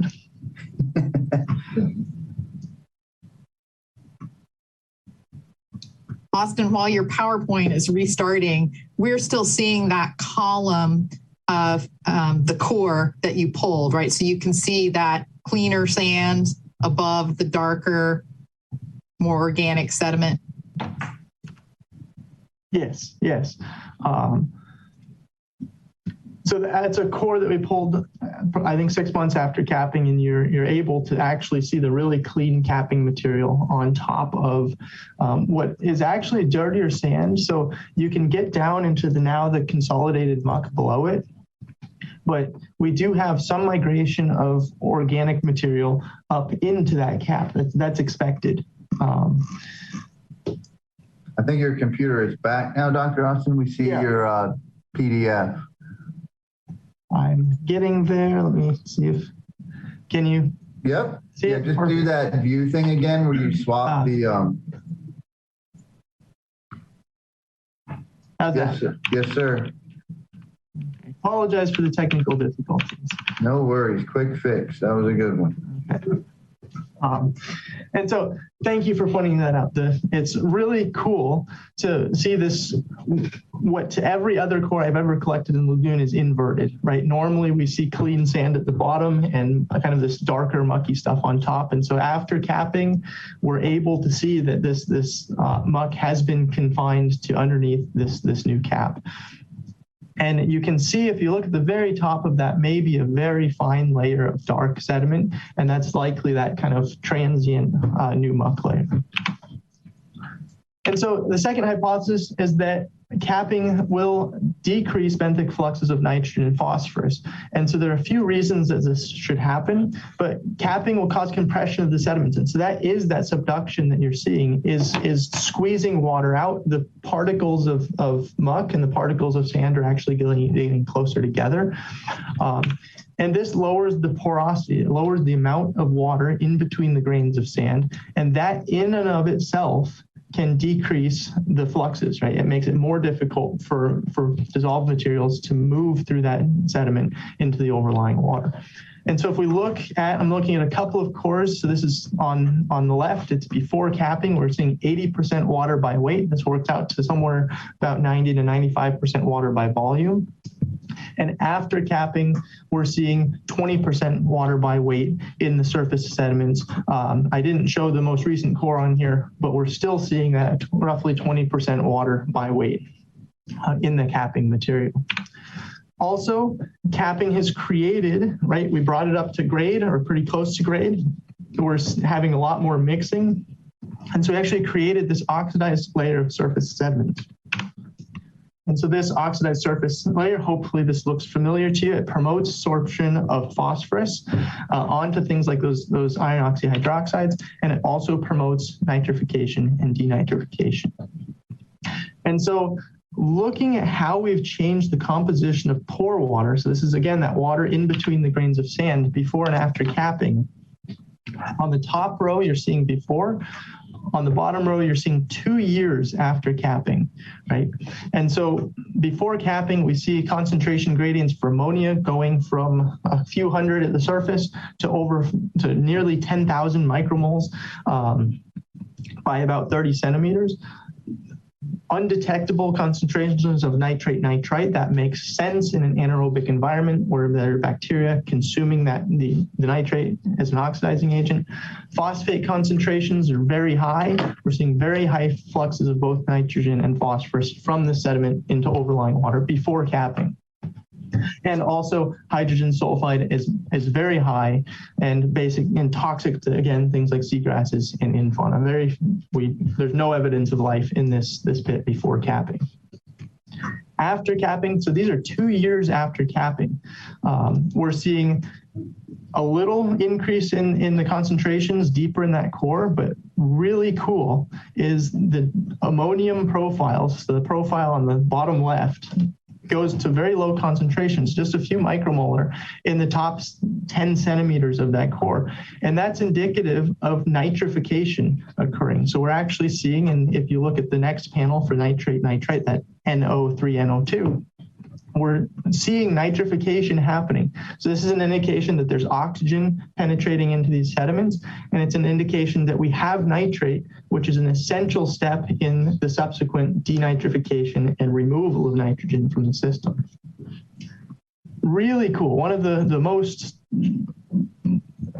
exciting things that's come out of this is the dissolved phosphate profile. It's virtually zero, very low concentrations throughout our entire core, even 2 years after capping, right? And what we're seeing here is the sorption capacity, right? The ability of the sediment cap to stick to the phosphorus, effectively removing it from the water column, making it non-bioavailable is incredible. Will the phosphate eventually come up through this cap? Very likely, but it is possible to design a cap where that could sequester this phosphorus forever. And I'll touch on that in just a second and hopefully answer it in the questions. And finally, because we have this new oxic surface layer, we're seeing very little sulfide. And this is actually now a very hospitable environment for something like seagrasses or in fauna. And so the really shocking thing to me, again, is this change in ammonium concentrations as we move down the core. Before capping, the flux from this region, 99 tons of nitrogen per square kilometer per year. Obviously, this area is not a square kilometer, but this is just a unit we use to talk about fluxes. 99 tons of nitrogen per square kilometer per year. 2 years after capping, our post-capping flux of nitrogen is negative, right? So we've gone from 100 tons of nitrogen coming out of the sediments into the overlying water to greater than minus 20 tons, right? We are actually seeing nitrogen moving from the overlying water into this sediment, which is a clear indicator, which is one indicator that we're likely seeing something like coupled nitrification, denitrification. So this was supported if we look at the rate of oxygen utilization compared to the rate of nitrogen production, right? We can use some stoichiometric techniques to validate that we are likely seeing denitrification. So the mass balance approach and stoichiometric approaches support the removal of nitrogen in these sediments.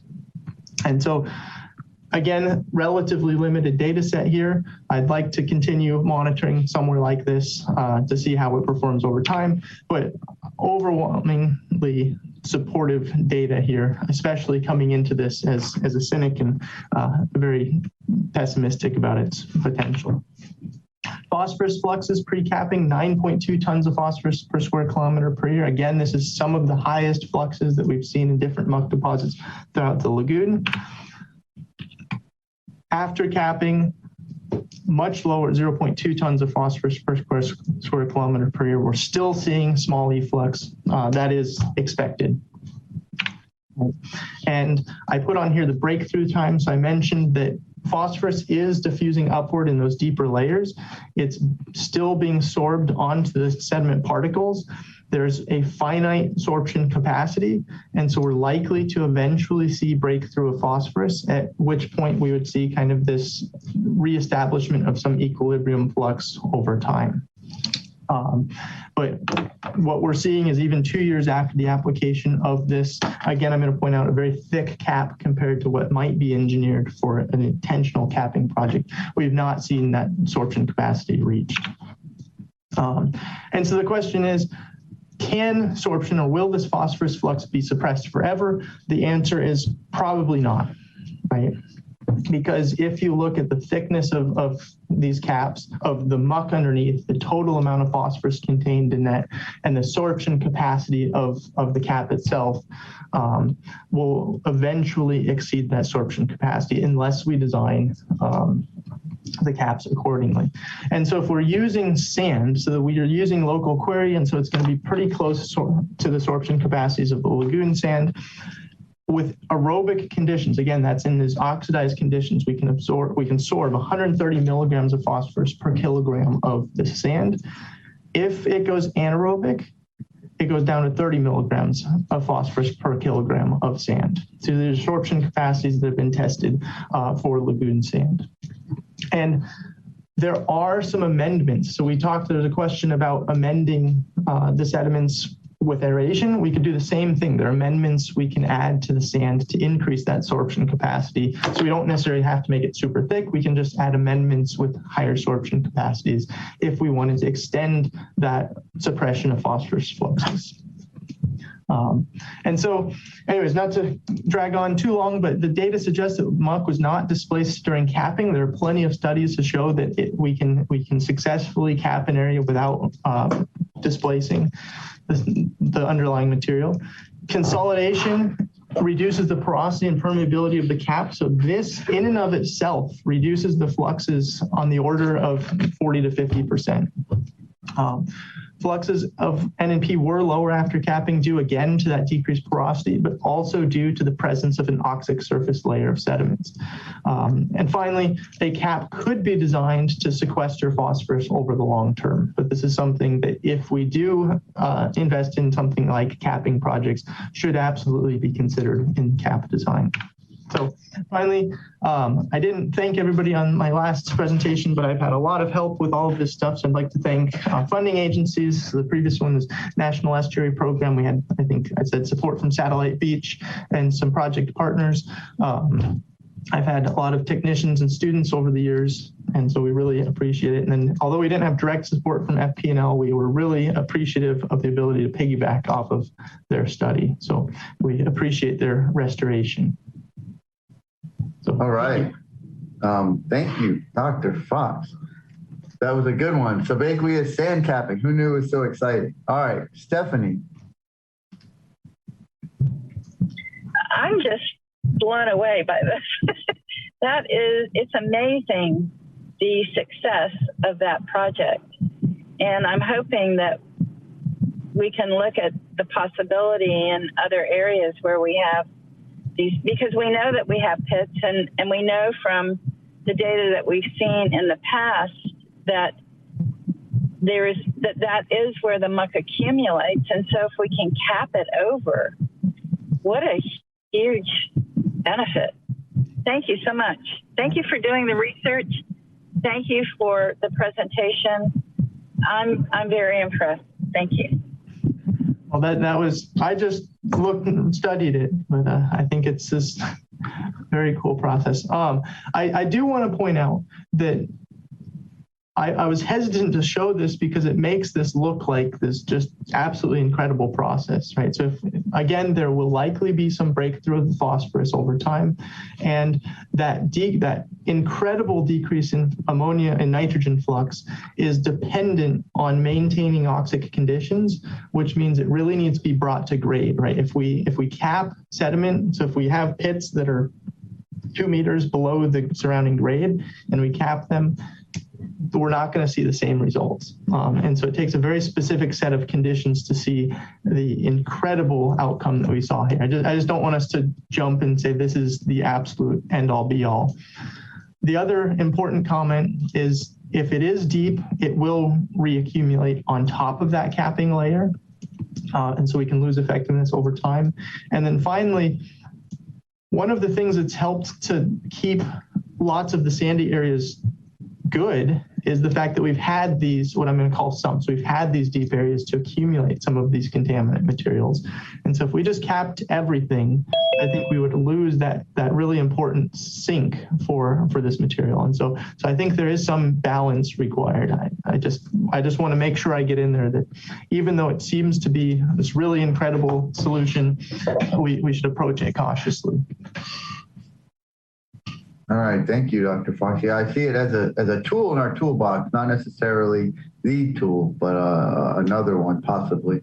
And thank you for using stoichiometry. My God, one of my goddaughters will be so happy because we went over that and she's like, when in my lifetime am I ever going to even hear that word? And so I can tell her that I heard it today. So thank you very much for referencing stoichiometry. David, go ahead. Thank you very much. Great presentation. Again, the second one. How does one deposit sand over muck and not displace the muck in the process? So that was one of my biggest skepticisms going into this. And they used a long reach excavator, which somehow miraculously worked. There are some studies, especially down in the southern lagoon, where they've actually very successfully built some non-subaqueous, some actual islands on top of muck. They also have some subaqueous sections of it. And I think one of the most commonly used techniques to not displace the muck is actually kind of flinging the sand into the water. And they use high-speed conveyor belts, and it just shoots sand and it kind of sprinkles it onto the water. And then those individual grains of sand settle relatively gently. I think it's silly to think that there will be no mixing, right? If I go back, apologize for going too quickly here, but if I go back to here, you see the kind of dark color at the bottom of these cores, and that is some amount of mixing of that mucky material with the capping layer. And so you will absolutely have some mixing. I think we should anticipate that if we do these capping projects. And so that again needs to go into that capping design. I'm assuming you do some like core sampling after the sand is deposited? So that's what we did to study it. I'm assuming that every project would do that, but that's, I think, getting into the project specifics. So I would recommend doing some of that. Thank you. Yeah. Thank you, David. Kimberly. Yeah, actually, I have several questions. I'll start with, what's going on underneath the sand cap? Like, are those contaminants, is it just the nitrogen and phosphorus? Are those contaminants leaching out through the bottom into the aquifer? Are those contained? Did you do any sampling or testing of that? So that is a fantastic question. It's something that I've thought about for a long time, is the 6-dimensional nature of a muck deposit. Right? So we have the sides, the bottom, and the top, and we have focused almost exclusively on the top.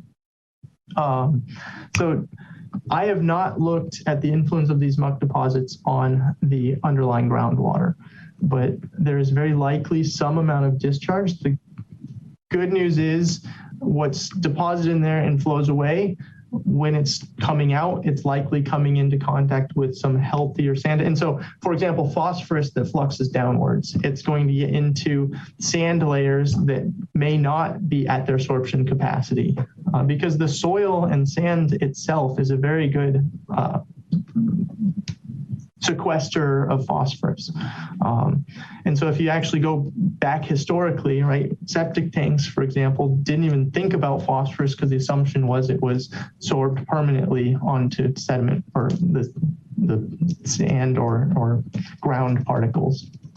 And so anything that diffuses away except upwards, a lot of that phosphorus may be sequestered. Again, it's something worth looking into, I think. But and then the nitrogen hopefully can get to some of these healthier sandy areas as it's coming up, where hopefully you could see some amount of nitrification, denitrification. But absolutely, there is motion, not only upwards. Okay, so you didn't have any data, but you would suggest in the future testing the aquifer, the water column underneath the sediments, or is that even something that you can access? So it's possible. Again, I think we'd have to be able to model how that's making its way either back into the lagoon or where it's going, right? So is that a source to the lagoon? Where is this groundwater flowing? Where's it going? And one of the reasons that we don't necessarily think about it is muck, even though it's mostly water, it's impermeable. There's no advective movement through it. Okay. And so the groundwater is not actually coming up through that muck deposit. It may come up somewhere else. And that's something we might want to think about. Okay. And the second question was, you said this project was a much greater depth of sand than would be in a large scale project.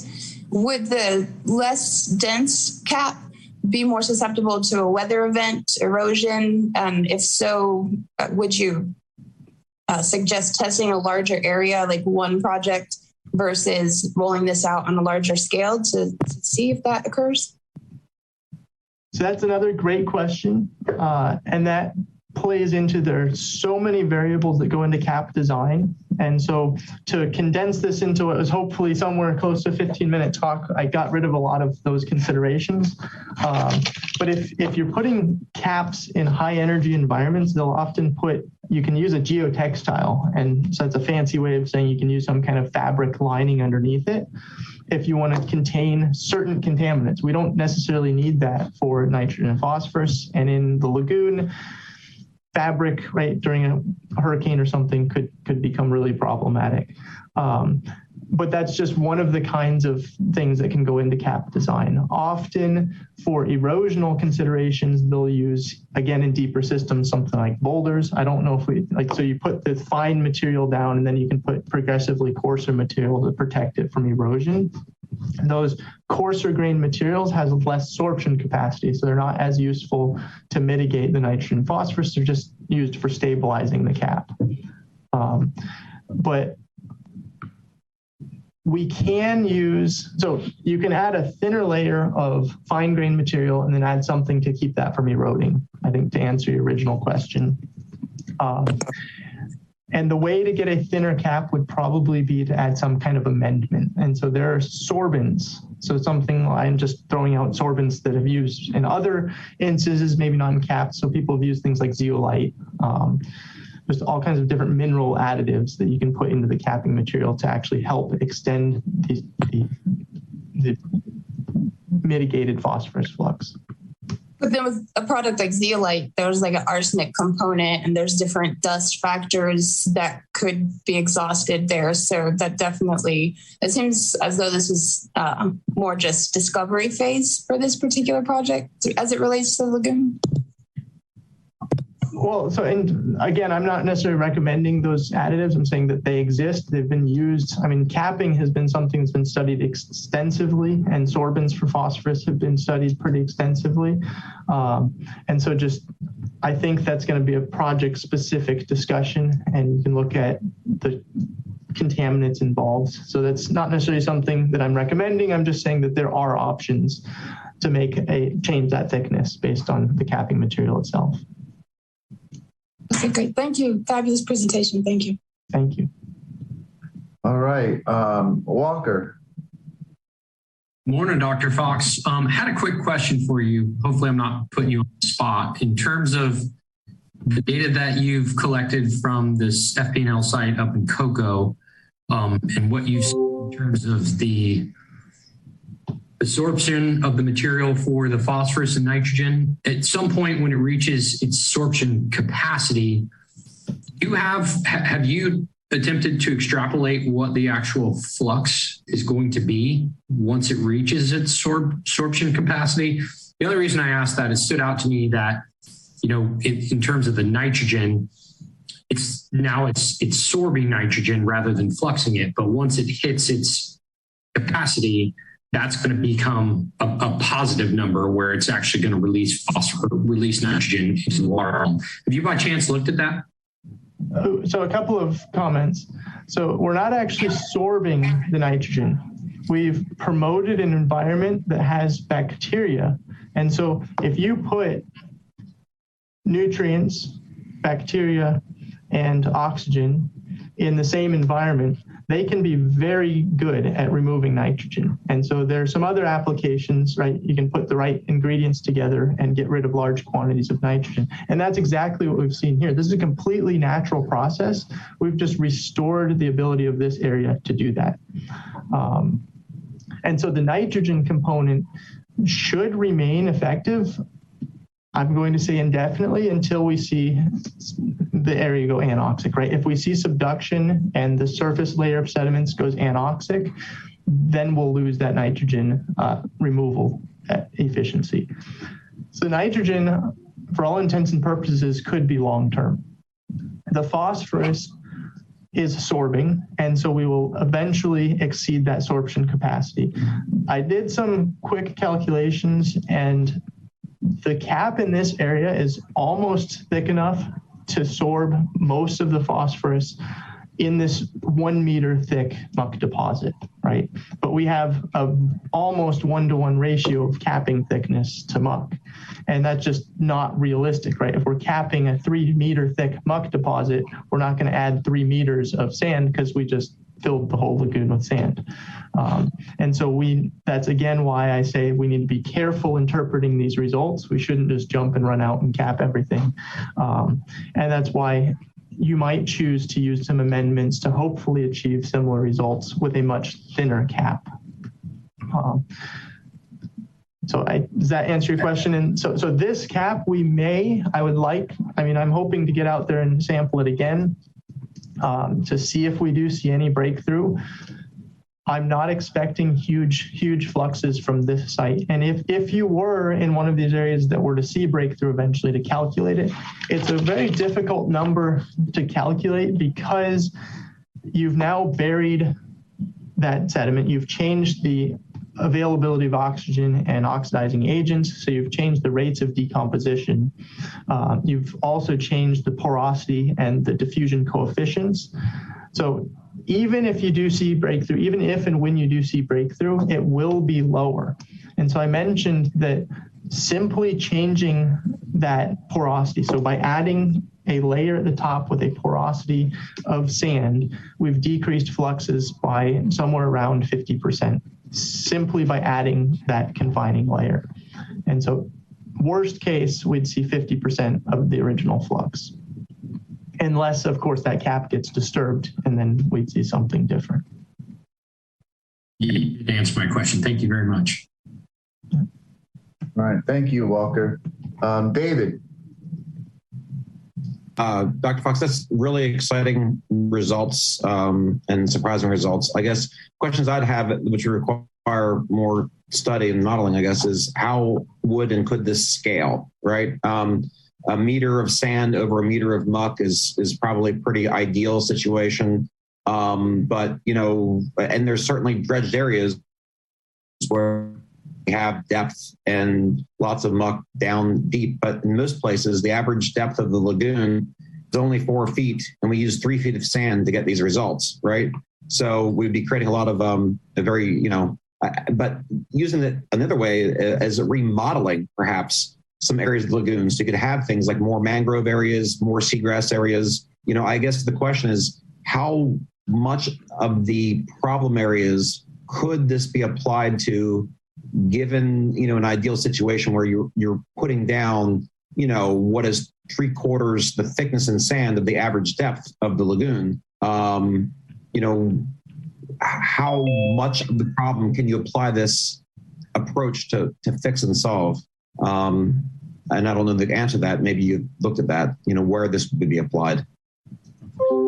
So that's a fantastic question. And when we look at muck, it's, I was hoping I put a muck map in. So that's one of the things we've been working on, is synthesizing all known presence of muck into a single map. So I have that available. But one of the really interesting things is I mentioned, and if you look at just this figure here, muck is often confined to the deeper deposits. We do see squishy material in shallower environments, and certainly there are cases where we see muck in shallower environments, but often even the squishy material wouldn't qualify as that 10% organic matter, 90% water by volume. And so those shallow areas likely have lower fluxes to begin with and may not be areas that we need to address. And so the muck that we'd consider capping is probably already in deep areas, but again, that goes back into the problem of aeration, right? If we cap an area that is anoxic, the cap is not going to be efficient. We're going to lose those benefits. So I don't have a comment on the percent of areas that could be capped. That's certainly something to look into, I guess. And on that comment, I think it's really important to maintain some places that muck can accumulate, because even with all of the projects, muck is natural, it's anthropogenic to a large extent, but we always will have fine-grained material coming into a system. So if we just fill up all those deep areas, there will be no places for it to accumulate, and it will be much more difficult later on to address something with dredging or something like that. Thanks for your insights. It's really great. All right. Thank you, David. Charlie. Yeah, thanks, Dr. Fox. Again, a great presentation. I was curious, could the stability of the cap be enhanced by planting seagrasses? So I absolutely think so. Seagrasses do help to stabilize sediments. And so I want to say that there's no question that that would help. It's just, what are you stabilizing against, right? A hurricane is still seagrass probably aren't going to prevent a hurricane from redisturbing it. So there needs to be some engineering component in creating a stable cap, but seagrasses on top of capping material would help to take up some of those nutrients, right? The nitrogen, the nitrate that we're creating is a fantastic food for seagrasses. And so I think combining some of these restoration projects is a fantastic idea. All right, thank you, Charlie. Stephanie. Kind of piggybacking on that, are some of these areas shallow enough that the seagrasses could survive, number one? And the second thing I was thinking about when you were talking about the fact that the cap continues to compress is going back a year later or 6 months later, whatever the time frame would need to be, and putting more sand on top of it to keep it level if possible. So I think those are great questions. One of the things, again, to mention here is this was a meter of sand, almost 70 centimeters to a meter of sand on top of a meter of muck. So that's a really heavy cap. That is squeezing a lot of material out, leading to a lot of consolidation. And so when we approach this with thinner caps, there will be less consolidation. So that sinking will probably be quite a bit less. It still will happen. And so I think that's a reasonable option, would be to come back and add to it. All right, thank you. I know there's an attendee, Stephen Chalmers, with his hand raised, but we're going to hold all public comment to the end. So if you keep your hand raised, I'll remember to call on you at the end of the meeting. Thank you for your attendance. All right, Wow, good questions, good conversations. I don't know if it's Dr. Fox, the Zoom platform, or coffee this morning, but everybody is excited. Stephanie, did you have another question? No, I was trying to lower my hand. Sorry.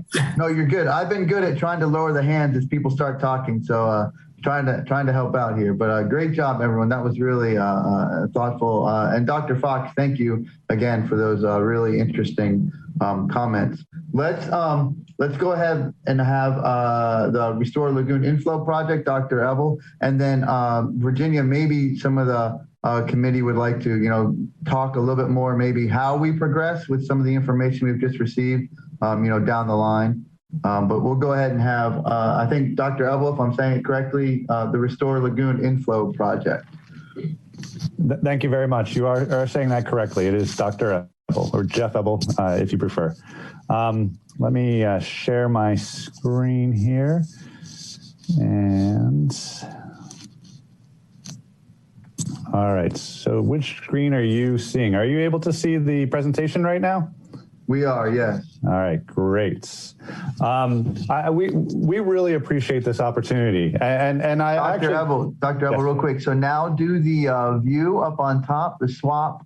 It's like a little button that's got double arrows. Yep. There you go. There we go. All right, you can see it? Yes, sir. All right, thank you for the technical support. I really appreciate it. We appreciate the opportunity to share with you all a little bit about our projects, the structure of our projects, some of the motivation behind our projects, and some of our recent findings and next steps.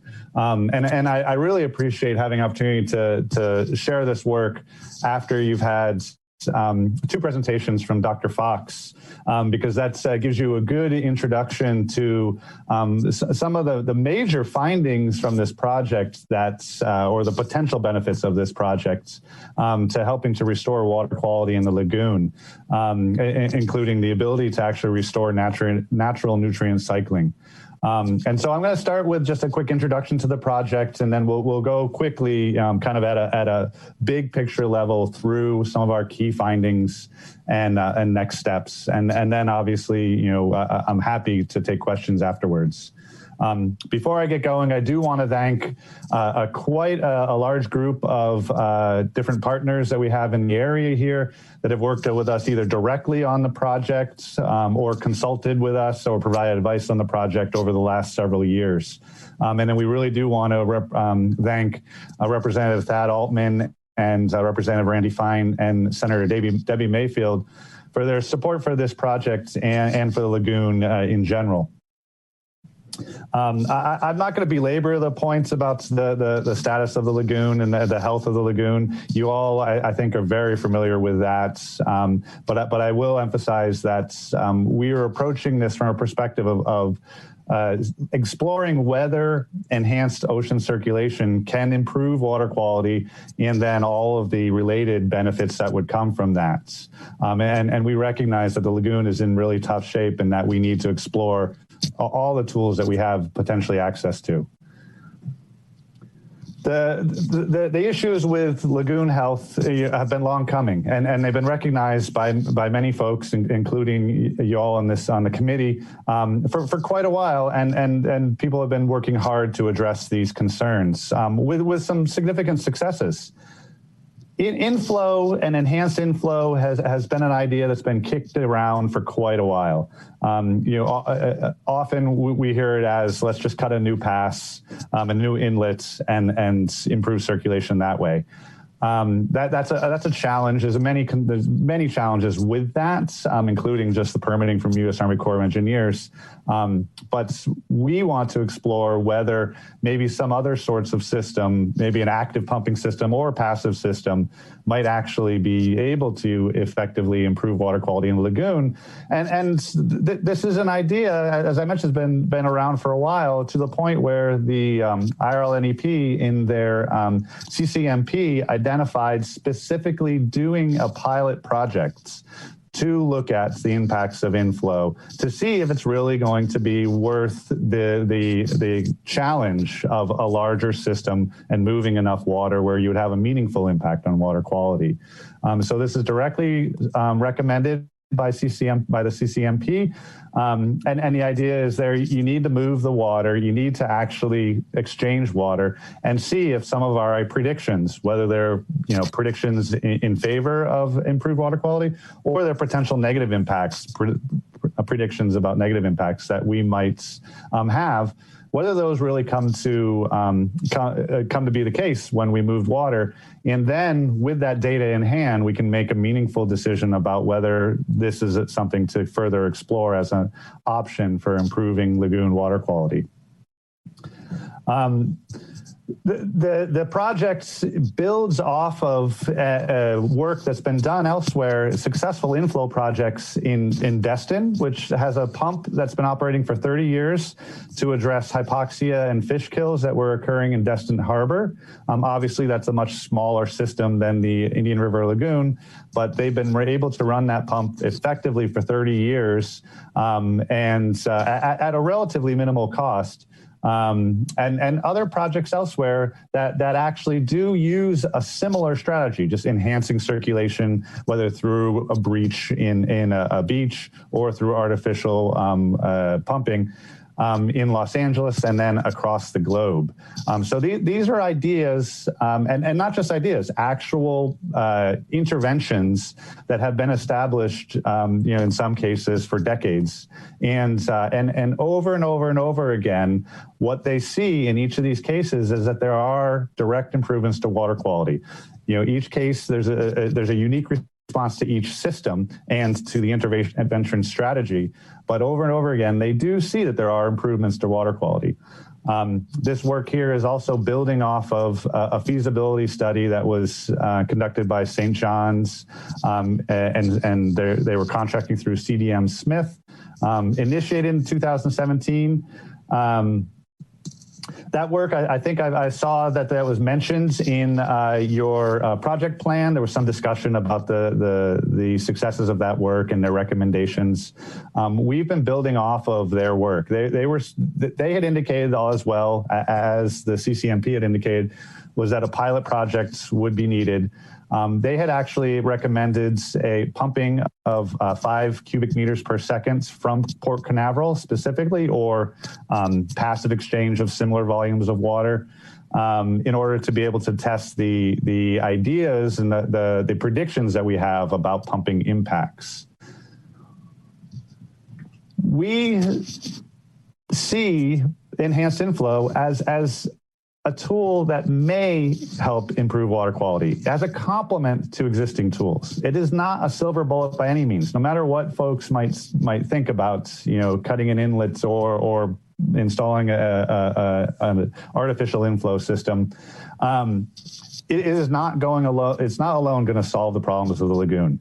The nutrients removal is a big part of these challenges that are going to be faced. There's many projects that you all are very closely involved in and have implemented in the county here that inflow may potentially help benefit. So in synergy, the multiple projects may be able to restore the system to a point where we actually are able to restore seagrasses, we're able to restore filter feeders, and then we have compounding benefits from there. So a quick big picture of how the project's structured. We have a principal question that everything ties back to, and it's whether can enhanced inflow actually help stabilize and restore the lagoon. I mean, that's a very general question. We have many more specific questions that we're asking to be able to come to the determination of whether inflow is going to be a benefit to the lagoon or not. But we're exploring this question from a variety of angles. We're examining the hydrology through modeling efforts that are being led by Dr. Zarillo. We're looking at the geochemistry, which is that work is being led by Dr. Austin Fox. And we're also recognizing that there are potential benefits that would come from enhanced inflow to the communities, to the fishes, to the habitat builders. But there's also potential negative impacts that we have to keep in mind. We have to actually directly evaluate because a large engineering intervention that's being considered, dumping large volumes of water from the ocean into the lagoon, before we initiate a project of that sort, we have to be able to better predict how the system is going to respond, both positively and negatively. And so we have a variety of independent or related studies that are addressing each of these components. And then we also have a team that's looking into just the technical considerations of the engineering of a pilot system, which is what we're proposing, but then also exploring alternative designs for a full system. If it looks like from the data, that's something that we will either recommend or is going to be potentially worthwhile. In the end, what we're proposing based on the historical data we've looked at, based on prior studies that have been conducted, based on new data we've collected and new modeling that we've done, we're proposing that we need a pilot study in order to be able to test some of the predictions that we've established. And this pilot study that we're proposing is relatively small scale. We've made some changes to the proposal that was generated by CDM Smith in their studies that was commissioned by St. John's River Water Management District.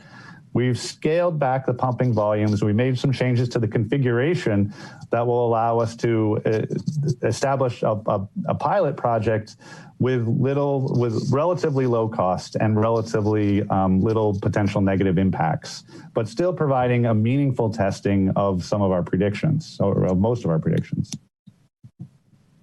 So again, still trying to stay up kind of big picture here in 15 minutes. I do want to share with you some of the specific questions that we are looking at. In order for pumping to actually be a benefit to the lagoon, we need to, it has to have a meaningful impact on nitrogen loads and phosphorus loads as well. And then from that, we need to see a meaningful impact on chlorophyll A abundance. If we're not seeing those changes, then we would not recommend an inflow system. With those changes, we also would expect to see, and we're predicting to see, improved bottom water dissolved oxygen concentration, and then a whole related improvements to water quality tied to the potential for improved dissolved oxygen. But then again, we need to recognize that while we have many potential benefits that could stem from a project like this, there are also the negative aspects that we need to consider, negative impacts. And a few of them that we're specifically looking into are listed here. So this is a multi-phase project. We have already completed phase 1 and phase 2. This was state funded, and the monies, the funding is being run through the Florida Department of Education, which restricts us to annual cycles for our funding. And so that's, you can see the phases are aligning with the budget years that we were funded by the states. And so each year we've been building off of the prior year results. In year 1, we were building off of prior studies and looking at more detail at some of the sites that were recommended for a potential inflow system, getting in the water and actually exploring those sites to better understand whether it's really an appropriate location for an inflow system relative to other locations, and as well exploring the feasibility of an inflow system at that location. In phase 2, we've expanded on that with the determination that a pilot system is needed, and with the realization that we can scale back the pilot system in a way that allows us to conduct this research without having to manage the costs and the permitting considerations of a 5 cubic meter per second system or bigger, which is what has been previously proposed for testing of inflow.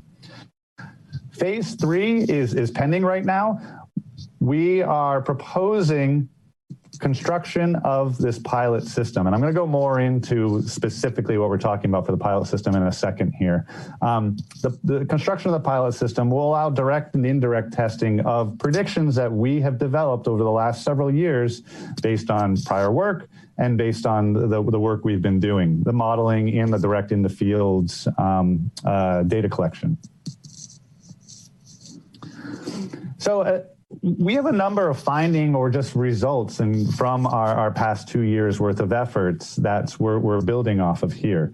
One of the things that we recognized right away when we were looking at the CDM Smith study and in our conversations with U.S. Army Corps of Engineers was that a system at 5 cubic meters per second was going to have a potential significant impact on a large portion of the Banana River and obviously have quite a significant cost as well. We then decided to see if we could modify that approach to provide for a relatively cost-effective and low-impact research design that allowed us to, again, test these predictions that have been developed by each of the different teams for their related areas of focus. Right now, we are proposing a temporary pilot project. So an operation of a year is what's planned right now of a small scale pump moving 0.5 cubic meters per second from Port Canaveral into a cove that's just south of the Canaveral locks.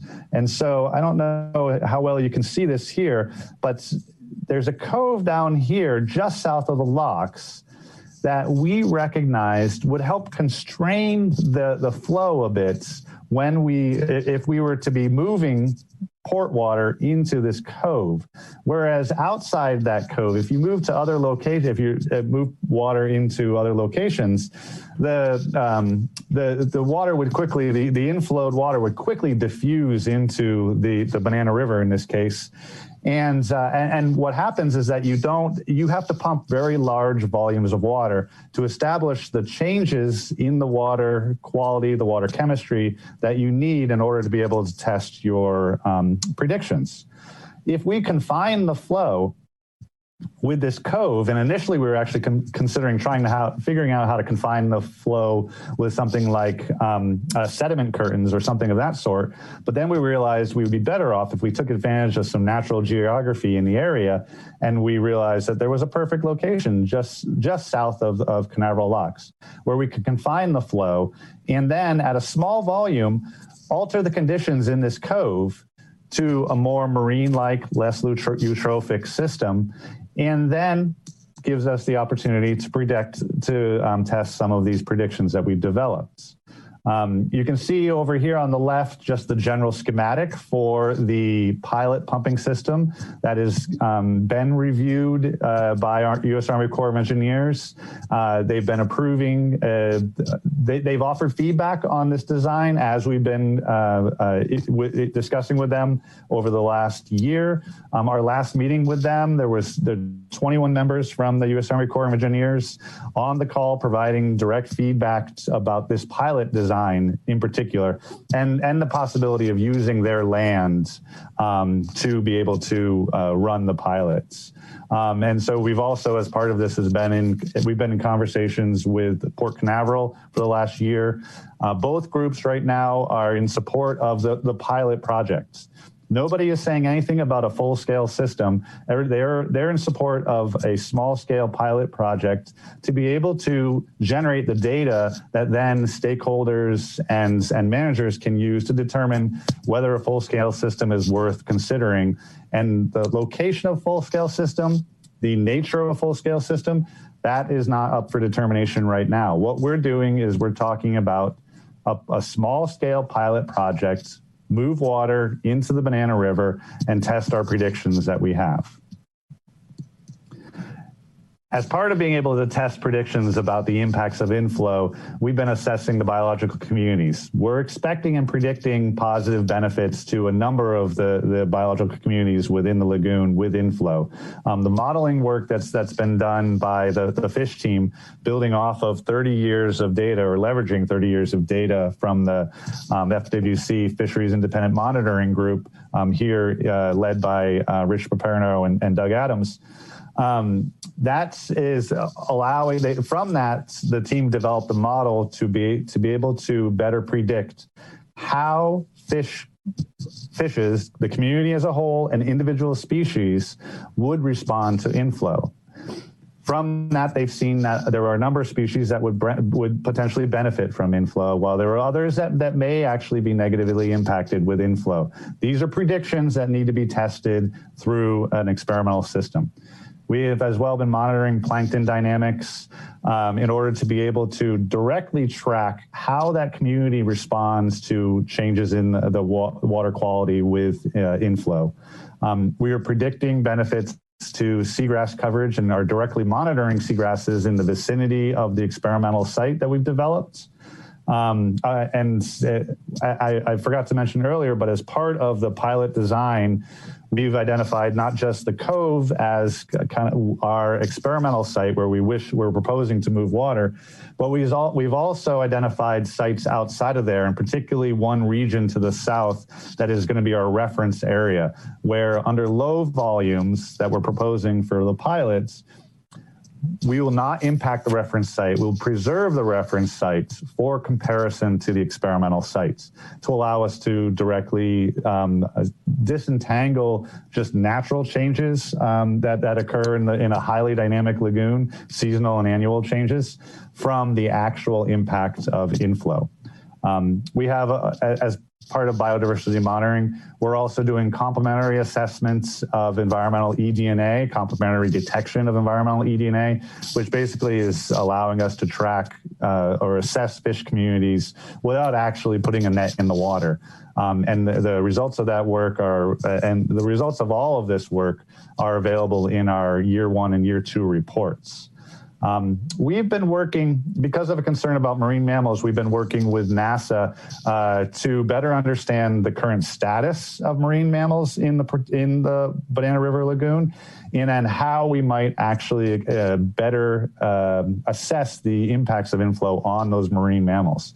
We can confidently predict that if we were able to recover seagrasses through inflow, there'd be benefits to marine mammals. But there are some negative impacts that have to be considered as well, including the potential for drawing in marine mammals to that area where the inflow is, and then creating the potential for additional negative interactions between manatees and boats, for example. And we'll be working with NASA as we move forward. At least that's the proposal right now, to be able to look at that specifically. So a question is, or one of the key findings that we've had is that this is based on primarily data from this last year, but from year 1 and year 2 combined, is that inflow can actually improve natural nutrient removal. This is building directly off of the same processes that Austin is looking to promote through improved aeration or capping of the muck with new sediments and raising the water level and reducing the chances of hypoxia in those sediments. And so we know that, as Austin mentioned in his prior talks, when the dissolved oxygen concentrations get low, sediments are releasing their nutrients. The nutrient ratios that are then promoted in that situation actually promote the growth of HAB species, and in turn end up impacting seagrasses. Right now, based on primarily on the work that Austin has been doing in the lab and in the field, he has shown that inflow will stabilize, if inflow does as predicted, stabilize DO and lower water temperatures, we're going to see increased nutrient uptake by the sediments. We're going to see improved nutrient ratios. That together is projected to estimate for just the pilot pumping rates, a value of $9 million in nutrient removal. This is based on the estimates for the cost per pound of removing nitrogen and phosphorus that have been worked up for Brevard County to better evaluate these different inflow projects. So based on that average cost per pound, the nutrients that are predicted to be removed from just the pilot project alone have an estimated value of $9 million per year. And why am I not forwarding now? That's interesting.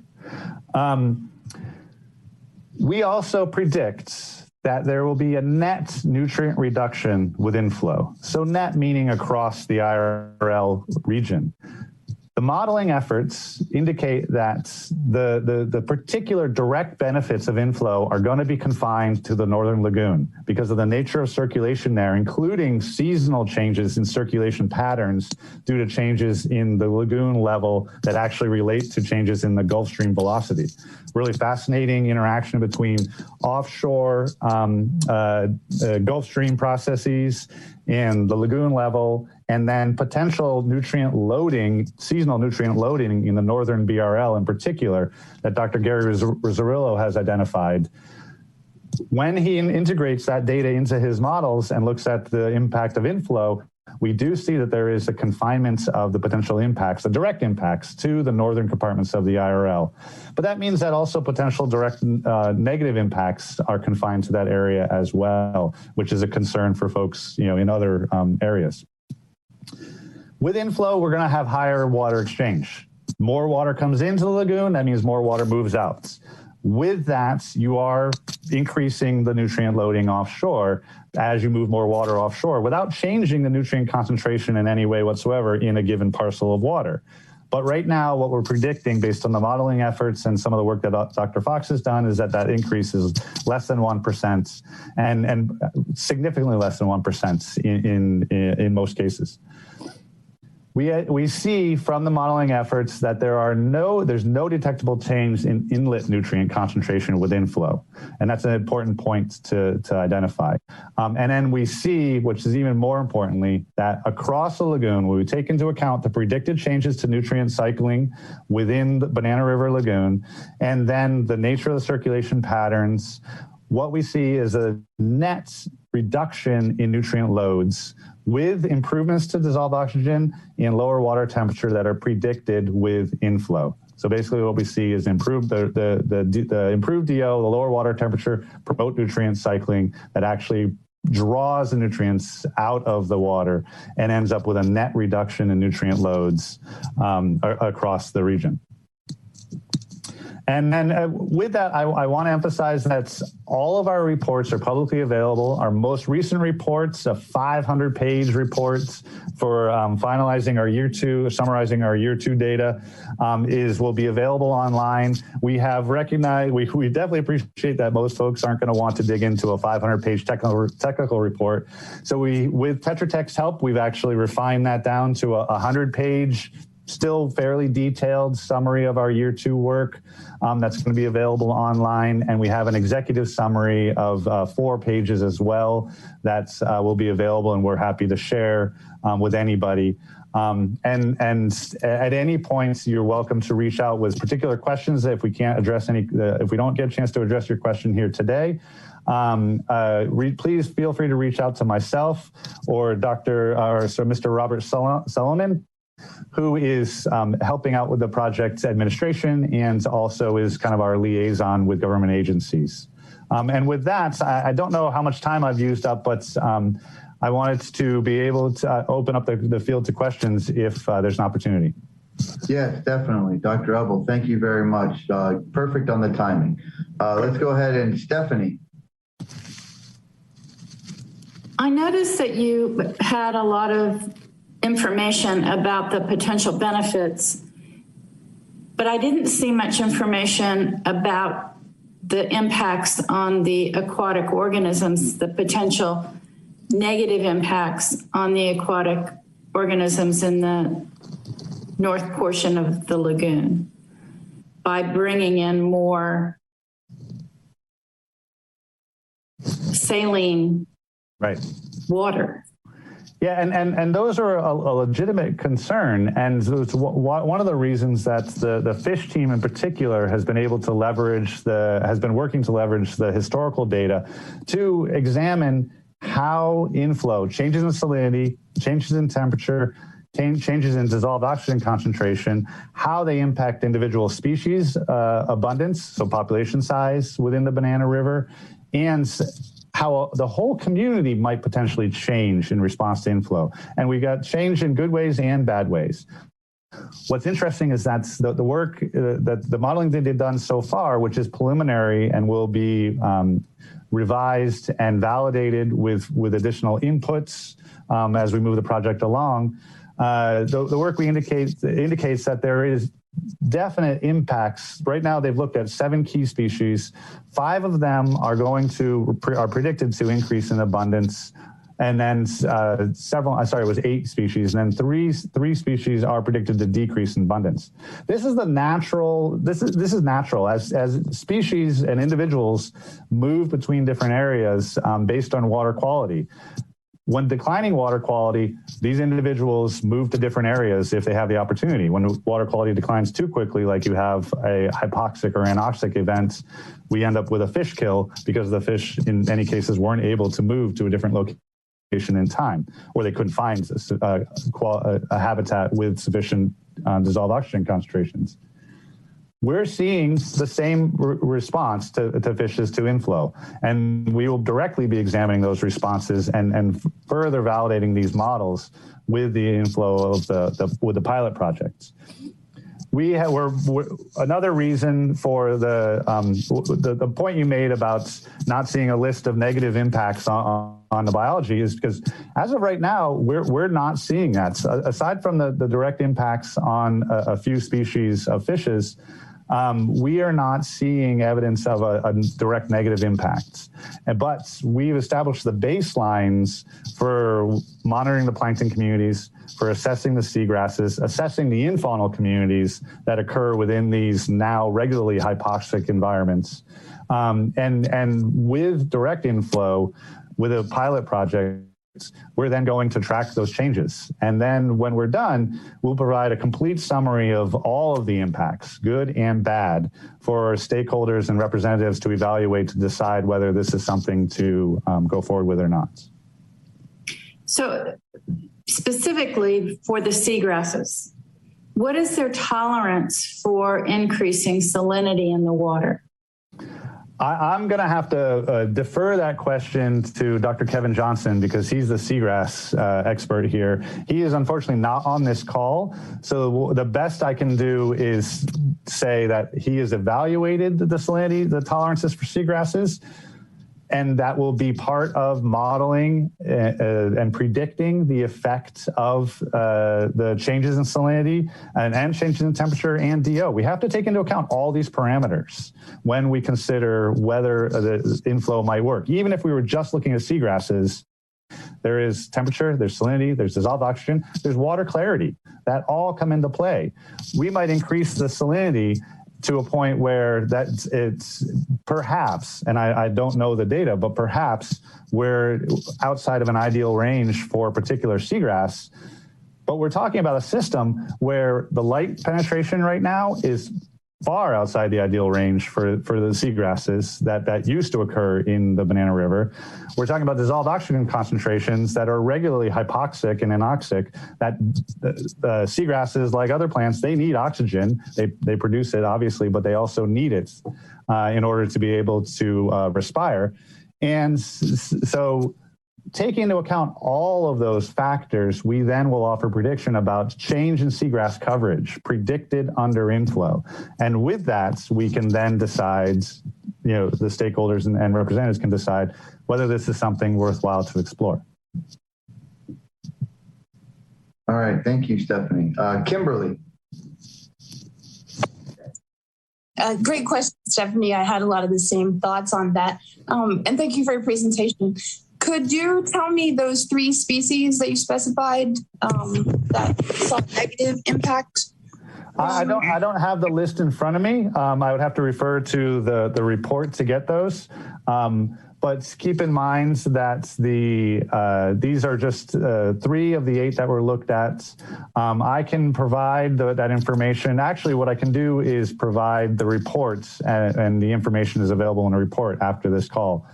We can make the report available either directly to everybody on the committee, and so you can see for yourself exactly what species were examined, why those particular species were selected for this detailed modeling efforts, and then what the prediction is for each of those species abundances. I will point out that we're modeling the changes in a system that is heavily degraded. we saw as part of this to understand kind of get a full picture of how this community, the fish community in particular, has been responding to changes in water quality, whether predicted from inflow or past changes. The team looked at relationships between chlorophyll A abundance and fish abundance in the Banana River Lagoon. In that case, they had the opportunity to look at 20 different species, and the vast majority showed declines after the super bloom of 2011. So just there in that data, we're showing the negative impacts of the current system, the status of the current system and the frequency of the harmful algal blooms on this fish community. And so our goal is to determine whether inflow is going to actually be able to mitigate those negative impacts. All right. Yeah, because three out of 8, that's a significant amount of species that had a detriment. And also on the positive, your positive results on the study, you said that it improved the dissolved oxygen and the water temperature. How long after the pumping stopped did those improvements last? Were they short-lived, or were those substantially lengthy improvements that were maintained? Well, so just for clarification, we actually haven't pumped water. All of these predictions are based on field studies and lab work and lab studies that show changes in nutrient fluxes under different oxygen concentrations and different temperatures. So Austin would be able to provide some more detailed response to that specific question of the actual changes in nutrient fluxes at different temperatures or DO. But what we're seeing is that right now, the bottom water, and perhaps Dr. Fox mentioned this earlier, the bottom water dissolved oxygen is often hypoxic. And even when the midwater dissolved oxygen seems to be sufficient to be able to support life at least low oxygen levels, but then also to be able to maintain the appropriate microbial processes that allow the sediments to absorb the nitrogen rather than releasing it.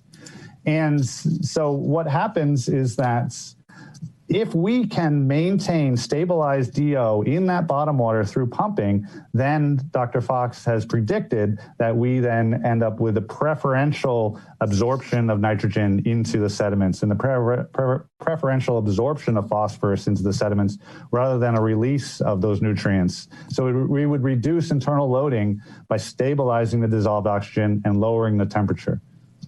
And so those are based on the dissolved oxygen concentrations, the estimated dissolved oxygen concentrations, and the estimated change in temperature are being principally developed. So those predictions are being derived from Dr. Zerillo's models and the predicted impact of inflow. Okay, great, thank you. And then finally, that particular cove that you've identified as a test pilot spot, right. The box. That's a huge home for migratory birds. I know we have a huge flock of white pelicans that make that cove their home every year.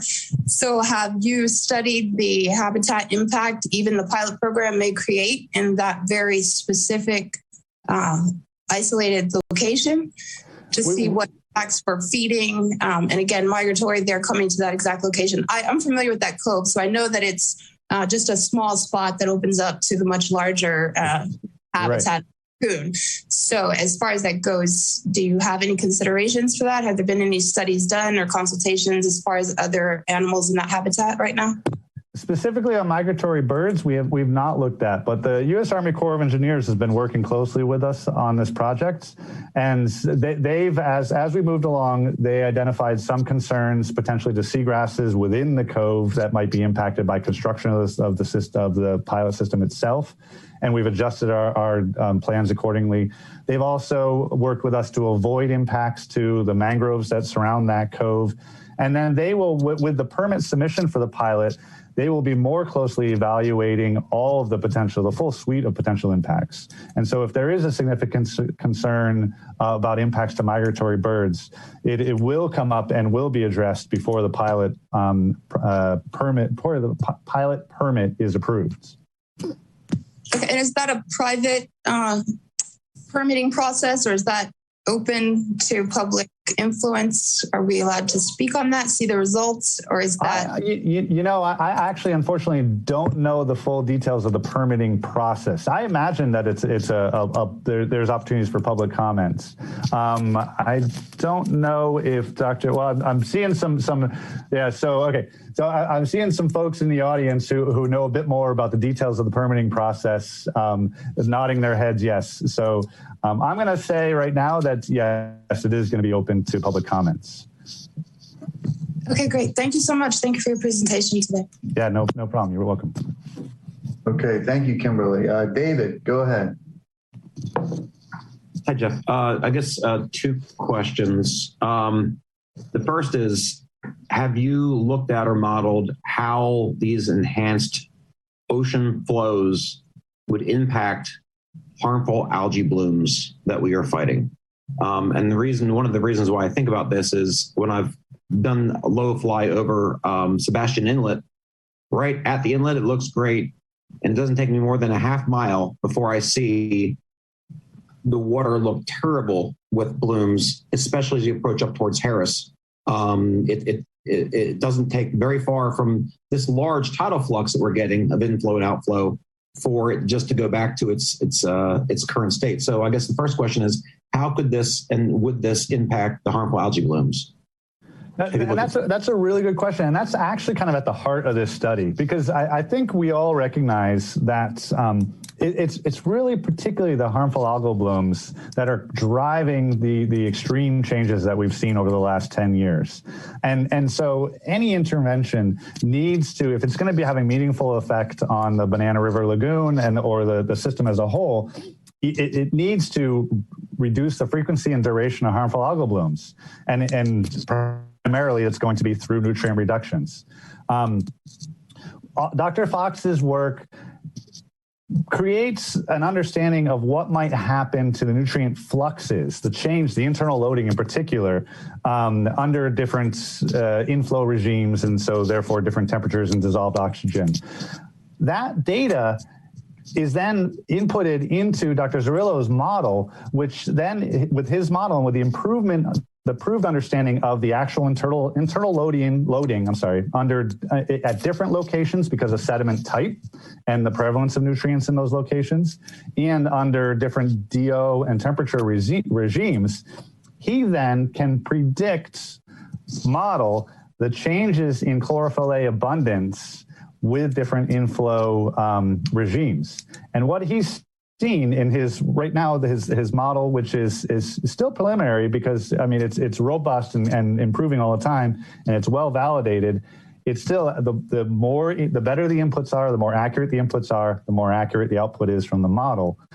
What he's seeing currently is that with inflow, there is a significant decrease in chlorophyll A concentration across the BRL, the Banana River Lagoon.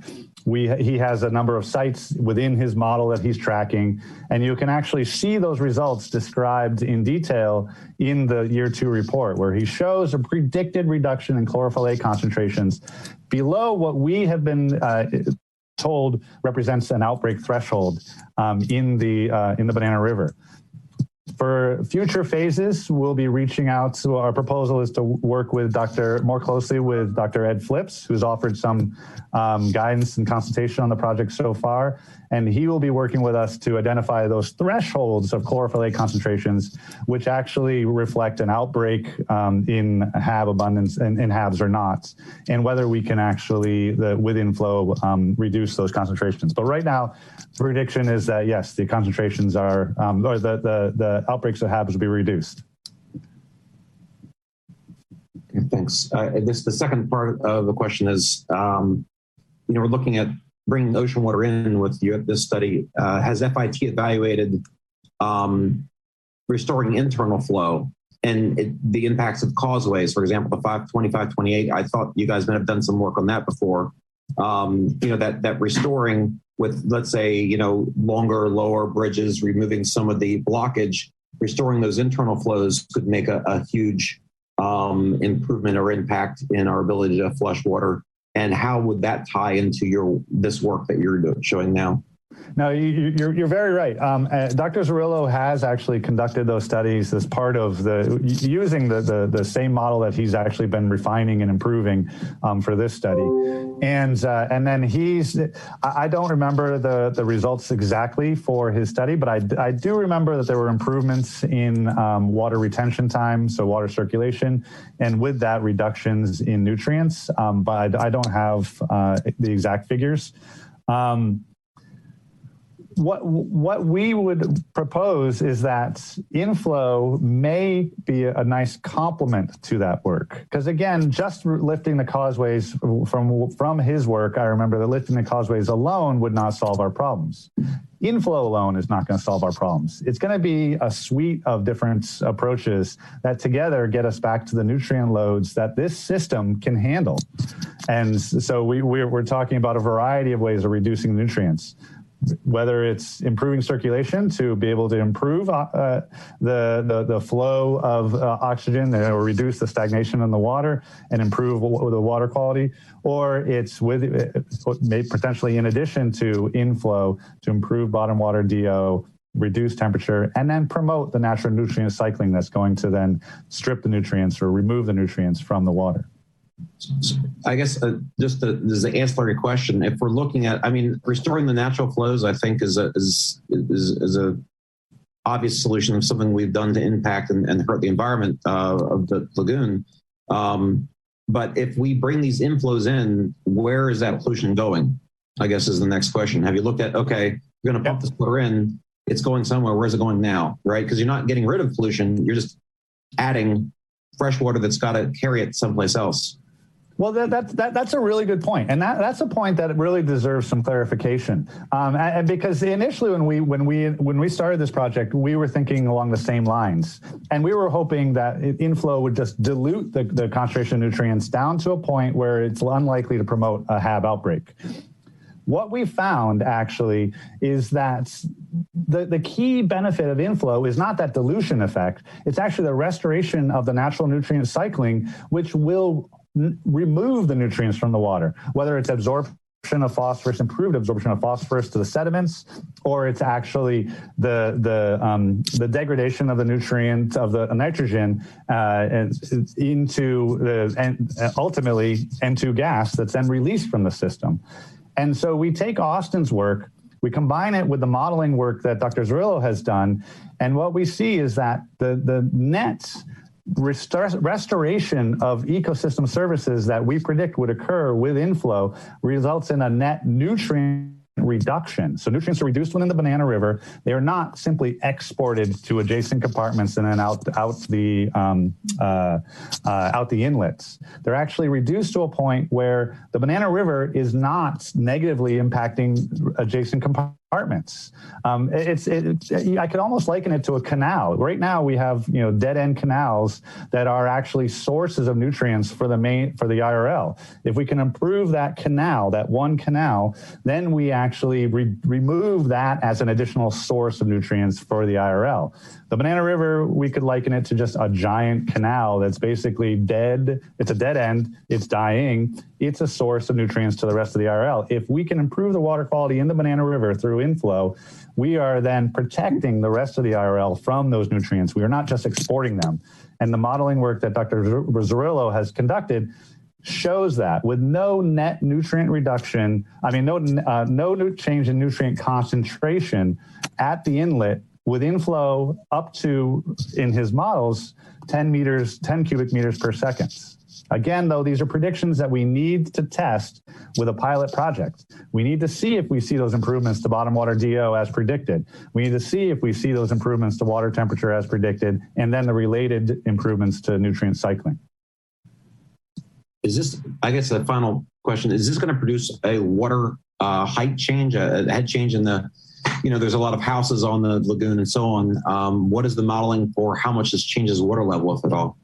That's a really good question. And that is a very good point that a number of folks have brought up. And We have specifically looked at that. So this is, again, Dr. Zerillo's models, but then also a separate model that Dr. Weaver has for that region. They're looking at, both models are looking at changes in water level with inflow. And right now the prediction is a change in just, of just a few centimeters, 4 centimeters across the Banana River Lagoon with inflow at a variety of different pumping volumes. And just to put that into perspective, the water level in the lagoon itself changes by several feet a year just to seasonal changes in the water level due to offshore effects. And so a couple centimeter change, we predict it would have a relatively negligible impact.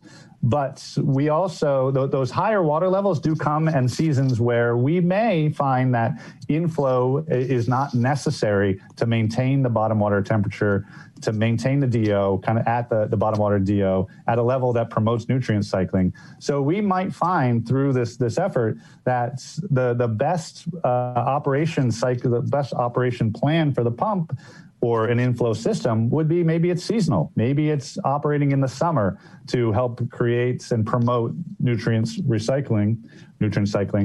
And then in the winter, when conditions are already favorable to those dynamics, the pump or inflow system is turned off. Again, these are just ideas about a future full-scale system of how one might be designed that can mitigate potential impacts and leverage the natural restoration of nutrient cycling.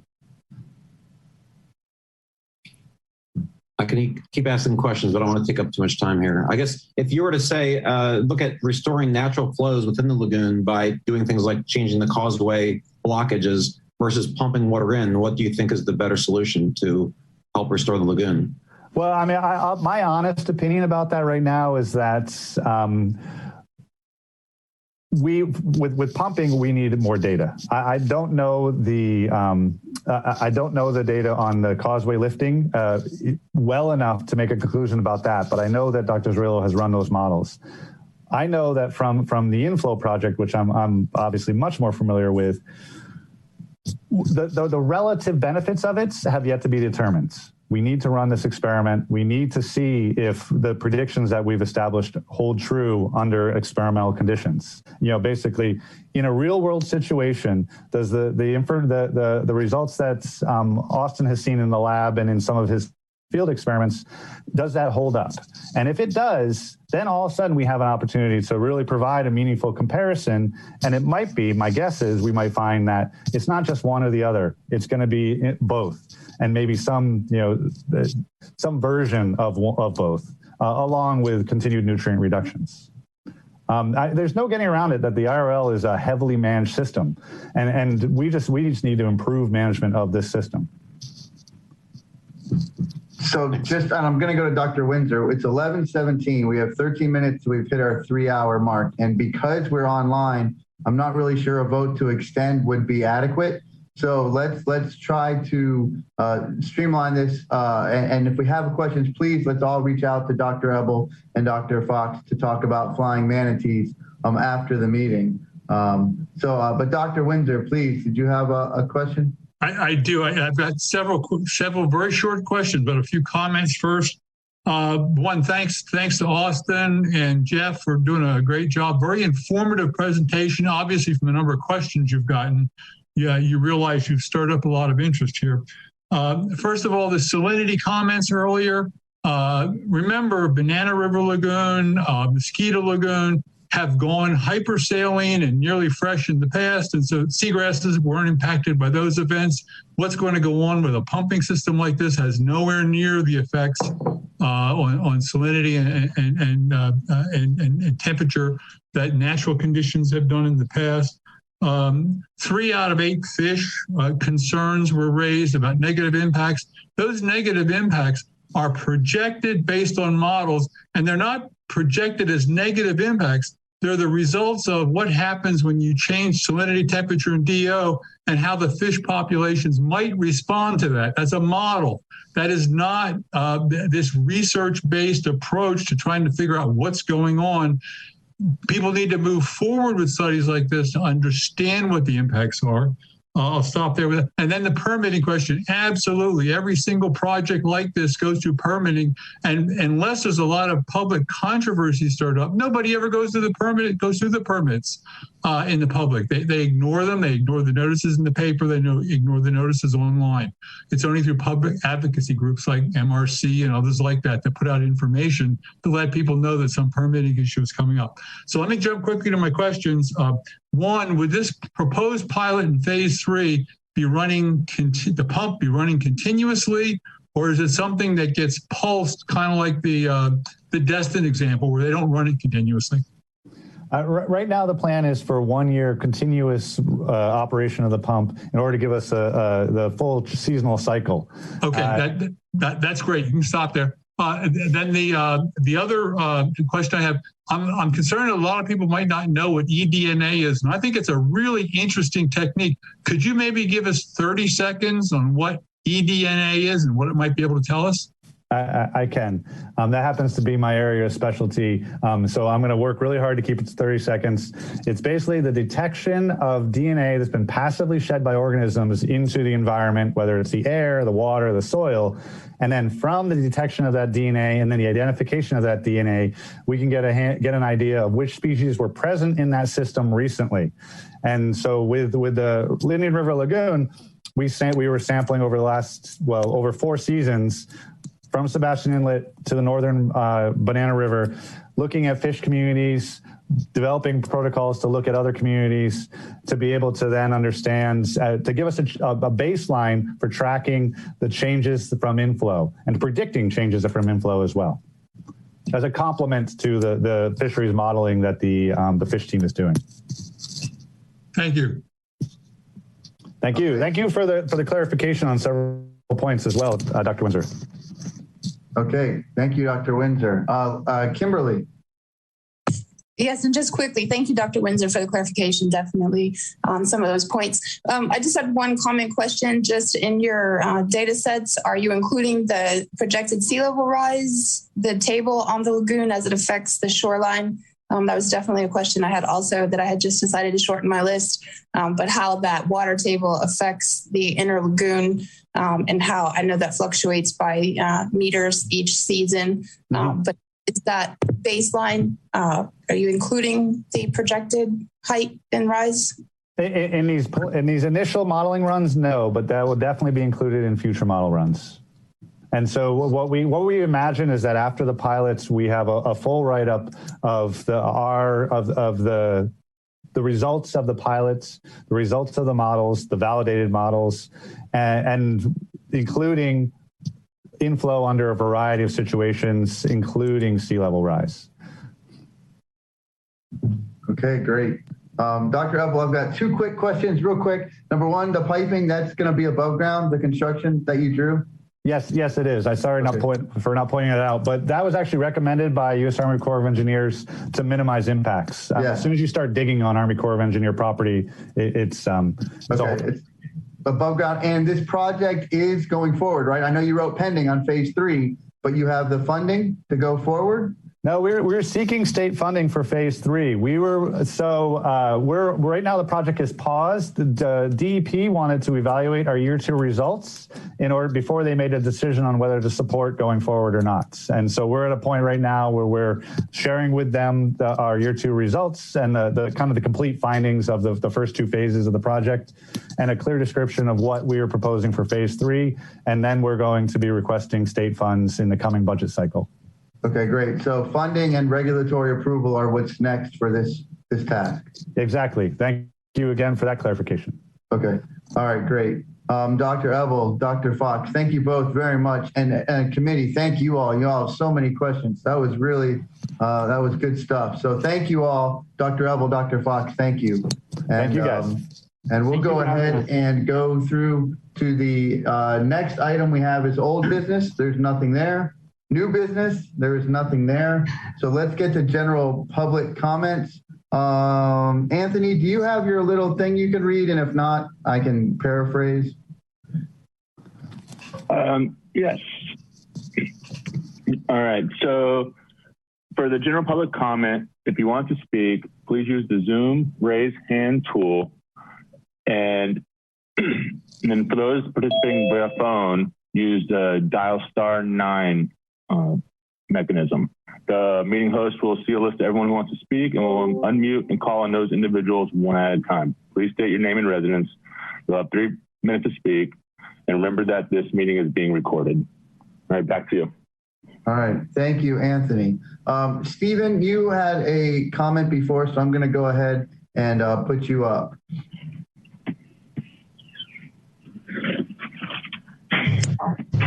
My name is Stephen Chalmers. I'm with the Marine Resources Council. My question was about cost modeling or modeling for the future with the camping techniques. But it was basically answered. It's thought being given to the overall cost and where the camping would take place. And so I'll just step back and go on to the next person. Thank you. Great. Thank you so much, Stephen, for your attendance. Okay, so the next one, Lou. Lou Kontnick here in Melbourne. And I wanted to ask Dr. Eble, he made a quick reference to work with NASA, and I wondered if he could elaborate on what work is being done with NASA on this. I also wanted to say this is an absolutely fabulous presentation overall. Well, thank you for that question. I really appreciate the opportunity to follow up and describe a little bit more about the work we've been doing with NASA. And it's basically their ecological monitoring team over there that's currently being led by Jeff Collins. A number of members of that team have been up working with NASA for decades and providing monitoring as part of the management of the Space Center. They've been monitoring the manatees and seagrasses, among other aspects of the community, in the Banana River Lagoon. And we worked with them to summarize their 20 to 30 years worth of data on seagrasses and manatees in the Banana River, and then to develop a framework for tracking responses, particularly to manatees, from inflow in future phases of the project. All right, great. Thank you, Dr. Eble. Okay. All right, so it looks like we made it to the meeting. I know, Virginia, I know there's lots of interest to talk about maybe capping and looking at as one of the tools, but if we could move that maybe to next month, if we could put that on the agenda, and that way we can kind of talk about it and see if there's some direction anyone from the committee would possibly like staff to undertake. Anyways, it's 11:26. I just want to say one thing. David and I want to thank David, we did meet with Clint earlier this week, and he did say that his storming out was all in love. He's very passionate, and we did have a good time laughing about that. He's frustrated, but he's passionate. And so he and I, and David and I are going to continue to work with him. And Dr. Fox presented on, a lot of the aeration. So I think possibly it's another tool. And I know Courtney was going to meet with him, but what I'd like to say, anyone who's going to come and present to us, we can always be reached outside these meetings. And so if you have a comment or something you're interested in, please reach out to us, because that's probably a better venue than taking the 3 minutes that your time limit gives you. We talked for 2 hours. So anyone who's interested, please reach out to us. Our information is on the website.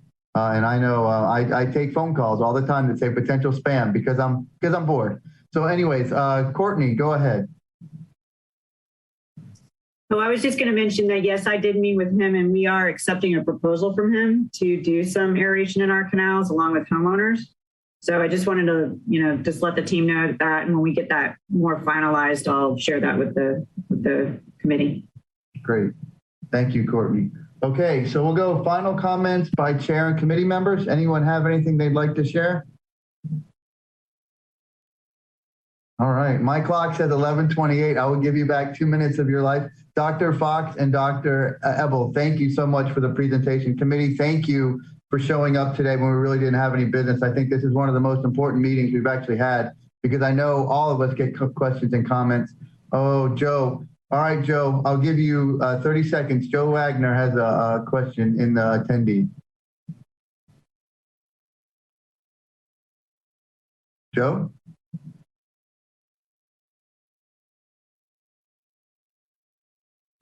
Did we lose him?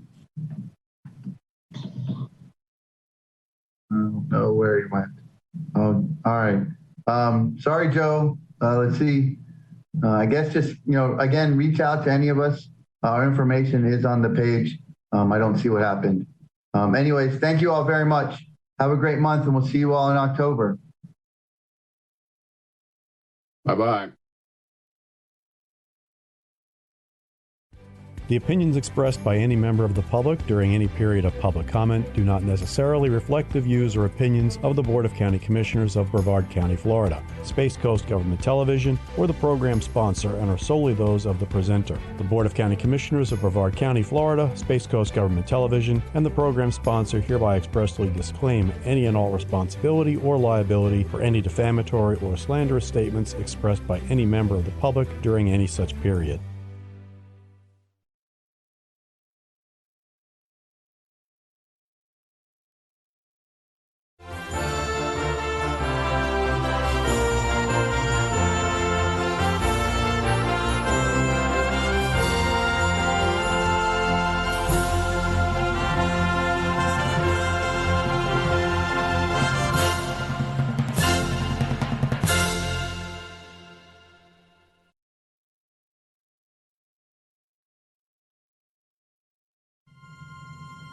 Thank you.